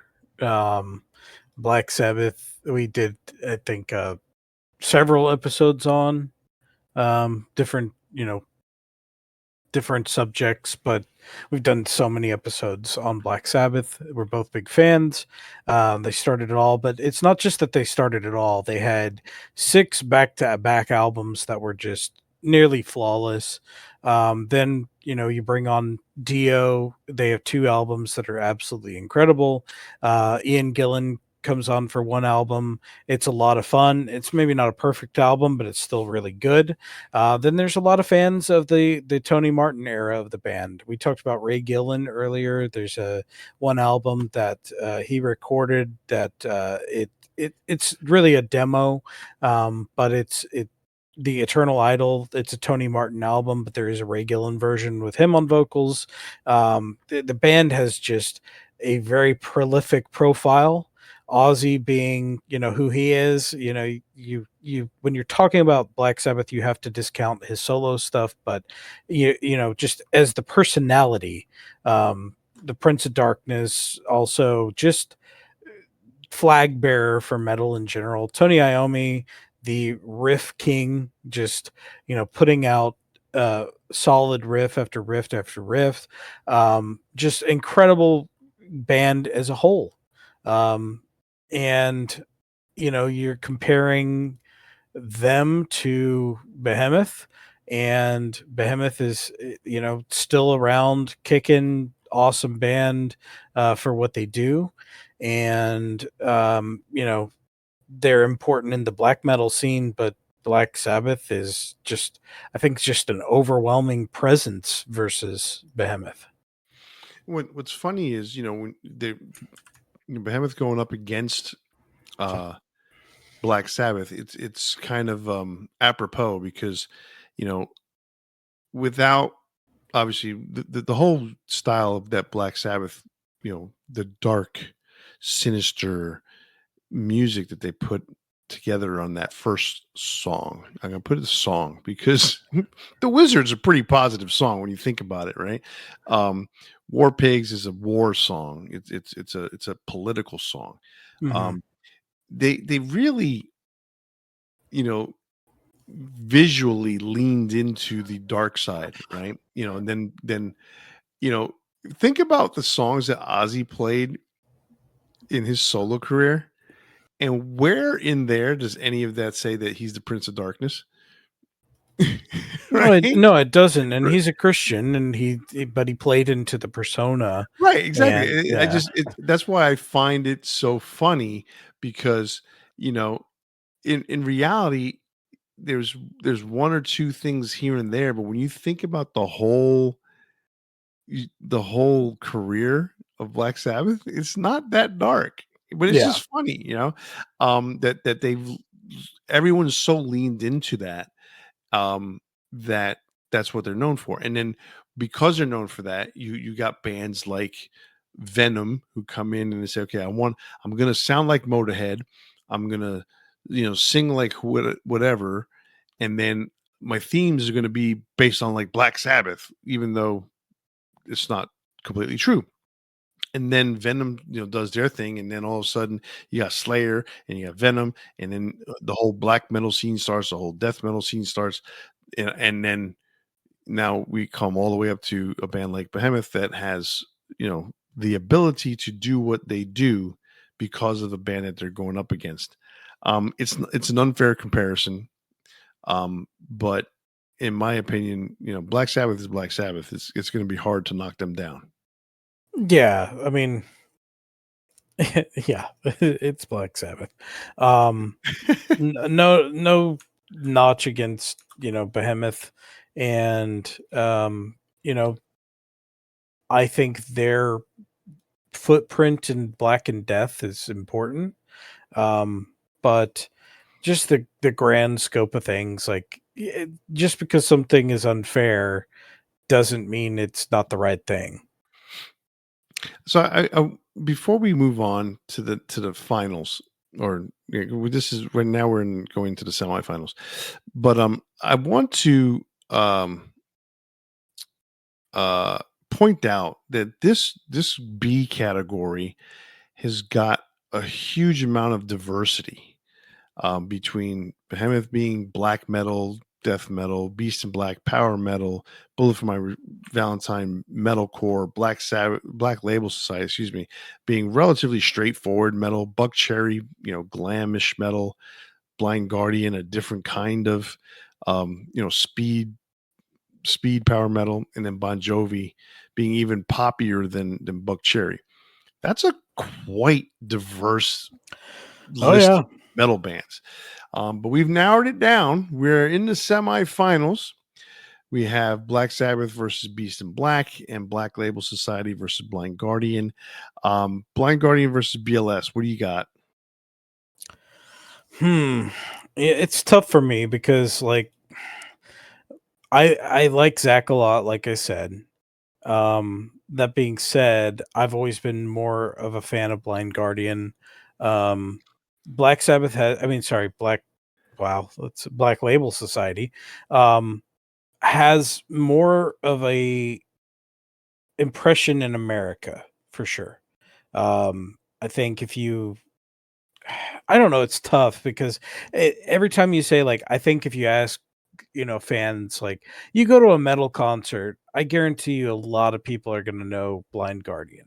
I guarantee you they're going to know a lot about Black Label Society. But if you were talking about normies who don't listen to metal and they just know, Metallica or Black Sabbath and they don't know much else, you probably will get more that might know Black Label Society, but I think both are pretty niche, to be honest. Um, Yeah, I mean, I agree with that because I mean, I think like you kind of started to say it. Black Label Society is mostly American, where yeah, Blind Guardian is mostly yeah. European. So when the question then becomes when Black Label is over in Europe, right? Hmm. Who's the bigger band? Right. That's where you tell me because there's no way when you come to America, Blind Guardian, Black Label Society is bigger than Blind Guardian. Yeah. Period. But when you go to Europe now, where's the comparison? Is it close? Is it not so close? You know, like we were talking about that with Accept last week in Amon Amarth. The last episode. Hmm. So, um, I almost have to feel because of the longevity that Blind Guardian is probably a bigger band out in Europe. um, it's so I'm looking up a couple things as we're talking. Who has more total album sales? Uh, Black Label Society. Um, so you know, Blind Guardian's been around for longer, but has less sales, and I think that's partially due to power metal is just it's a very very niche genre, and as awesome as it is, and as much as I like it, BLS just they benefit, more from like the visibility that Ozzy gave them. If you're a fan of Ozzy, and especially during the Zach era of the band, then you know who Black Label Society is. You may not like it may not be 100% of Aussie fans know who they are, but it's pretty high. Um, Blind Guardian definitely, like you said, would be more predominant in Europe, but they're not a top seller period, either band, like as far as just the pantheon of metal, they're not in the total, but like I would say they're pretty close to each other, and it's just a matter of like what your knowledge is of both. um just simply out of that visibility from Aussie, like I think BLS takes it just because they're more recognizable in that, but you know you're pitting you know you're pitting just metal against power metal.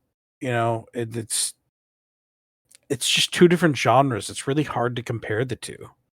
Yeah, it is. It is hard to compare the two, but um, I'm leaning towards Black Label Society myself as well because of like what you said, their visibility. Hmm. They there is um there's a factor with Zach that um just supersedes whatever Blind Guardian may have over that. Yeah, I'm a bigger fan of Blind Guardian, but I think I'm just gonna say, like, I think that BLS takes this round. All right. So BLS goes on to the finals, and now we have Black Sabbath versus Beast in Black. Who's going to head to the finals there? I mean, I love Beast in Black, I do, but it's Black Sabbath. It was like the inevitability we kind of knew going Right. into this, that we were probably going to have Black Sabbath at the very end. Beast in Black is an awesome band. They are continuing to develop themselves with every album. I am so excited to hear what they do next. I'm a diehard fan, and I hope to always be. Um, but that being said, the profile, the footprint, the archetype of metal is Black Sabbath, and I would say they win. Yeah. It's to me it's a no brainer.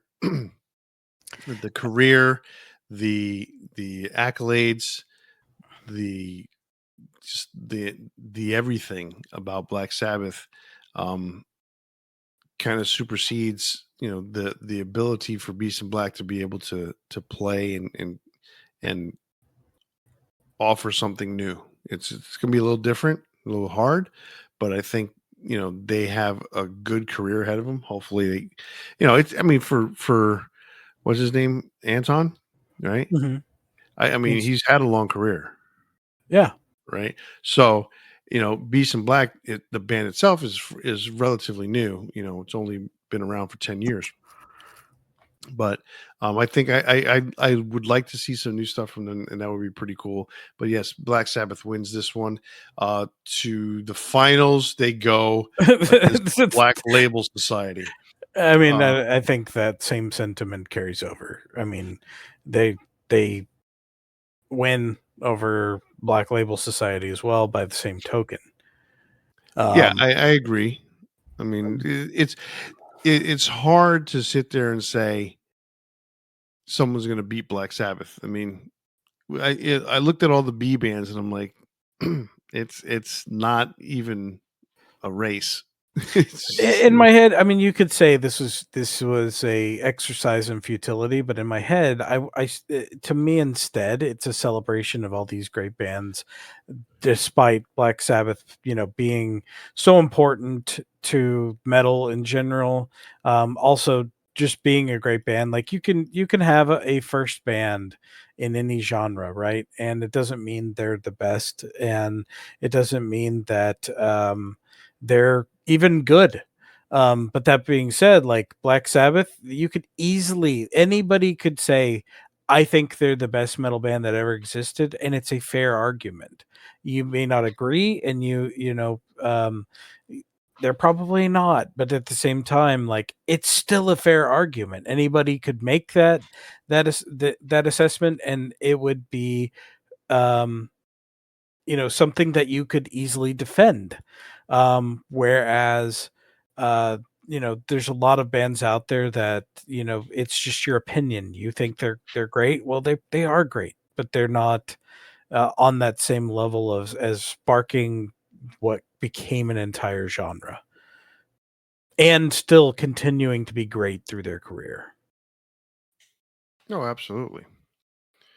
Absolutely. I mean, I agree with you 100% on that. It's And don't get me wrong, I'm not looking through it through rose-colored glasses. There's some weak Black Sabbath albums, but it's kind of like the Beatles. Like the Beatles, even at their worst, are not bad. yeah, exactly. So, okay, well, we've reached the end of that bracket. Black Sabbath is the winner. I don't think there were ever any doubt as to who was going to be there at the end. But like you said, this Brittany wasn't. Fox was pretty close. Yeah, I mean, was it an exercise in futility? No, this was a way for us to be able to say, talk about all these bands that we don't normally talk about, right? And Yeah, then at the same time, we're putting up this little tiny imaginary bracket of head to head. We got a chance to see, who we thought was better than the other, and I yeah. think it was pretty cool.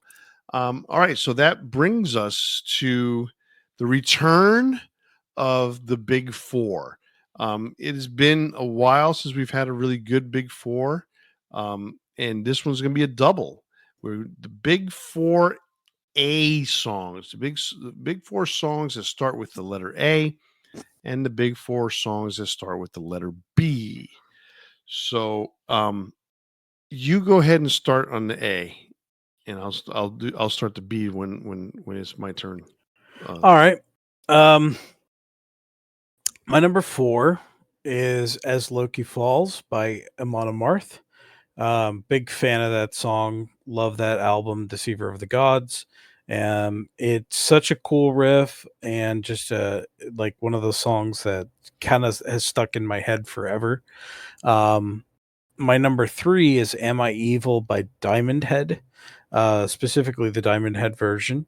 I got that album years ago. Um, had a physical copy CD, and like many of you out there, I found Diamond Head through Metallica. Um, it was such a cool album, something very different. I think Diamond Head has a limited appeal as far as things like Metallica took a lot of what they did and improved upon the formula. But that first album is really solid from beginning to end and just impressive. So I think that's one of the standout landmarks on that album. My number two is Metallica, the guys they inspired. It is Injustice for All. It is a killer riff. I love that album as a whole. I don't talk about it near as much as Kenneth does because he's the resident Metallica aficionado. But I grew up, as Metallica as my gateway drug into metal, and for me, those first four albums are just incredible. But Injustice for All, as I've said before, was the first one I ever heard. Um, you know, Listened to Blackened, and that blew my mind. But then when I got to Injustice for All, the 478 riffs that are in that one song, it's it's being facetious, but it's just impressive, like what they did on that album. Except for we need justice for Jason. And my number one is Angry Again from Megadeth. It's just one of those songs that is just locked in my brain. And there's a few songs that just never escape. Like I'm not somebody that gets songs stuck in their head too much, but I do have like a selection of songs. It's almost like a uh, what do you call those, the old machines, the jukebox. It's like a jukebox that's in my head where um it's like there's certain songs that are just locked in there forever, and I'll just be doing something and then the riff just comes up. And for me, Angry Again is one of those where it's just um I don't know, it's one of the songs that I just love. So that's my number one. Wow. Okay. I gotta tell you this. You're never gonna believe this when I say this. You have all four. We don't have one single crossover song. I'm surprised. Okay. No. So I like your list. I mean, who can go wrong with what the songs that you picked? What's amazing is, I picked another four songs, and when you hear the songs, you'd be like, "Damn, I thought about that," or maybe you didn't think about that song. But here we go. Number four for me, AIR from Anthrax off of the Spreading the Disease album. When I first got that album, and I listened to the whole thing, AIR was just absolutely amazing to me. It is such a good song. Made me want to just listen to more Anthrax, and it's just killer song. Number three for me, Angel of Death from Slayer. Um, I mean, who can beat that scream? So you got the scream at the beginning, and then you got that double bass fill in the middle of the song where everything goes silent except for that. I mean, that song, I still know most of the lyrics. After all these years, I can still recite most of the lyrics, and I'm not going to do that now. So, but you just stop and like start saying all the lyrics in like a Auschwitz, the meaning of pain. No, I'm not going to do it. do it like what's his name, Captain Kirk.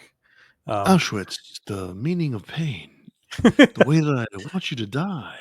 No, I'm not going to do it. I could though. So it's just, I mean, outstanding. That is my favorite Slayer song. So that's just no, it's a great pick. Yeah. All right. So number two, Aces High from Iron Maiden. I mean, this song has introed almost every tour, except for the ones where they don't play it. But anytime they play Aces High, and no, it's not true, because I believe there was one tour where that was the first song of the encore.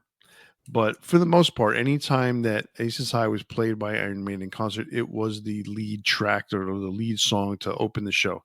It is definitely one of the best openers out there. Aces High from Iron Maiden off Power Slave. And then number one, this is going to sound weird when I say it, but it's one of those things where it's like it's just such a cool song, it's such a cool riff. Ace of Spades from Motorhead. It's just one of those songs. I was watching a mini documentary on Motorhead the other day, and it's just like, man, it's just a cool song. And is it the best song? Maybe not, but I mean, it's a pretty damn good one. Right. But in this particular case, I think it's really, really one of the best A songs out there. All right. No, I love your list, and it's like you can only pick 4. It's really hard. And so like I had to think about like what did I listen to the most through my life? And that's always kind of like the mentality I have, right? And I mean, not having Aces High on there for me, like I wrote it down and it's lower there, but it's like there's gonna be some Iron Maiden songs on my big 4s as we go through this for sure, but that one was a tough one for me. And it's funny because like you just said something. What songs that have you listened to the most? And AIR is one of my big Anthrax songs. Yeah. Angel of Death, my favorite Slayer song. Aces High. I mean, how can you not play that all the time, right? And Ace of Spades is just like probably the most famous Motorhead song out there. So, yeah, for sure. All right, so now we're gonna do the big 4 B songs. The big 4 songs starting with the letter B.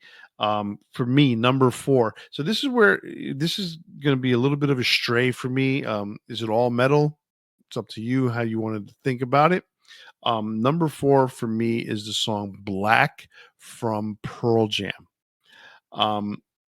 Absolutely love that song. There's just it hits every time I hear that song. I close my eyes, except if I'm driving, and I just I crash into a bus every time. I really, really feel that song. Way, it's just there's something about it that really hits me. I just say, Jesus, take the wheel.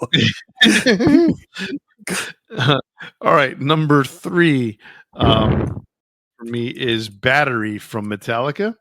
What can I say? I mean, it's the opening track to Master of Puppets. It is an amazing track. They still play it to this day, depending on what show you go to. It's an outstanding song. Number 2 for me, Back in Black from AC/DC. Again, how can you not have a list with a B song and not have Back in Black on it? That is just an absolutely outstanding song. First song on side B. And the biggest selling hard rock album in the world. So, all right, and number 1 for me. Again, does this go under the category of metal or not? Bohemian Rhapsody from Queen. It's just one of those things where it may not be true metal, but there's some metal elements about Queen that and even in this song, you just have to give kudos where kudos are due. I didn't think of Bohemian Rhapsody at all. You disgust me. But I love that song. I mean, who doesn't?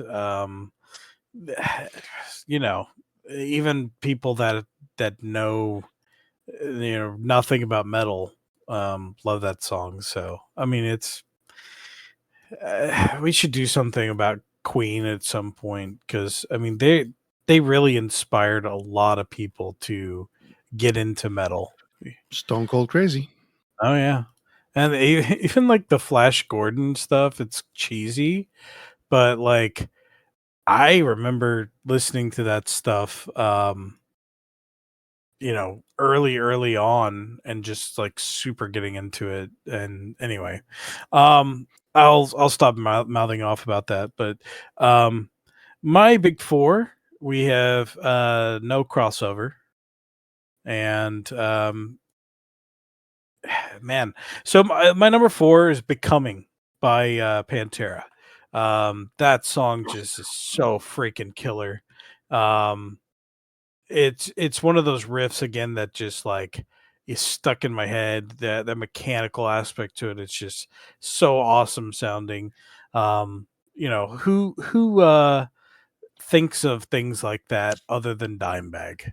Um, my number 3 is "Blind and Frozen" from Beast in Black. We talked about them today, and that's a song I've like at one point whenever that song came out, I was that you get your yearly recaps from if you're listening to like Google Music at the time. Now it's YouTube Music or Spotify. I remember it was like in 1 month I listened to it like 5 times more than anything else. It was just like that song was so cool, and it's just one that really stuck with me. My number 3 is "Bottom After Midnight," Children of Bottom. One of my favorite bands of all time, and that song, I love the album, Follow the Reaper, and that's one of the ones that really stuck out to me. It also was a song that a friend of mine and I bonded over metal over because he was more of a rap guy, and I when I drove him around in my car back then, it was high school. Um, he'd ride with me to work, or I mean to school or whatever. I would play metal all the time, and he got into Children of Bottom, and it was partially due to that song and through Hellion, the Wasp cover that they did. And so I have fond memories of it in that way. And then my number 1 is "Bullet Ride" by In Flames.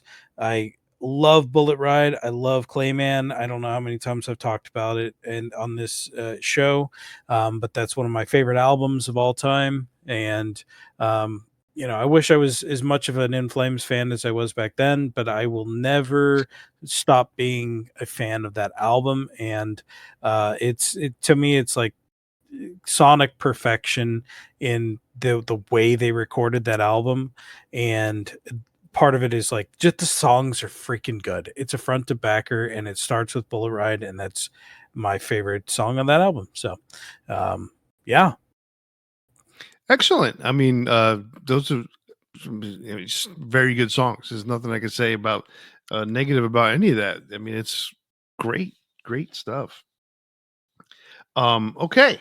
Well, that is the big 4 of the songs that start with the letter A and songs that start with the letter B, excuse me. And that is the B bracket for this section of the ABCs of metal. We hope you enjoyed this episode of Debating Metal. And if you did, and you wouldn't mind doing us a favor, why don't you go ahead and click like or subscribe on your favorite podcast platform so you can get our latest download as soon as it drops. And while you're there, leave us a comment so we know what you're thinking about us. And it's not just doing us a favor, it's doing yourself a favor, because we're awesome. So don't forget you can interact with us on Facebook, Instagram, and on X, or send us an email to debatingmetal@gmail.com.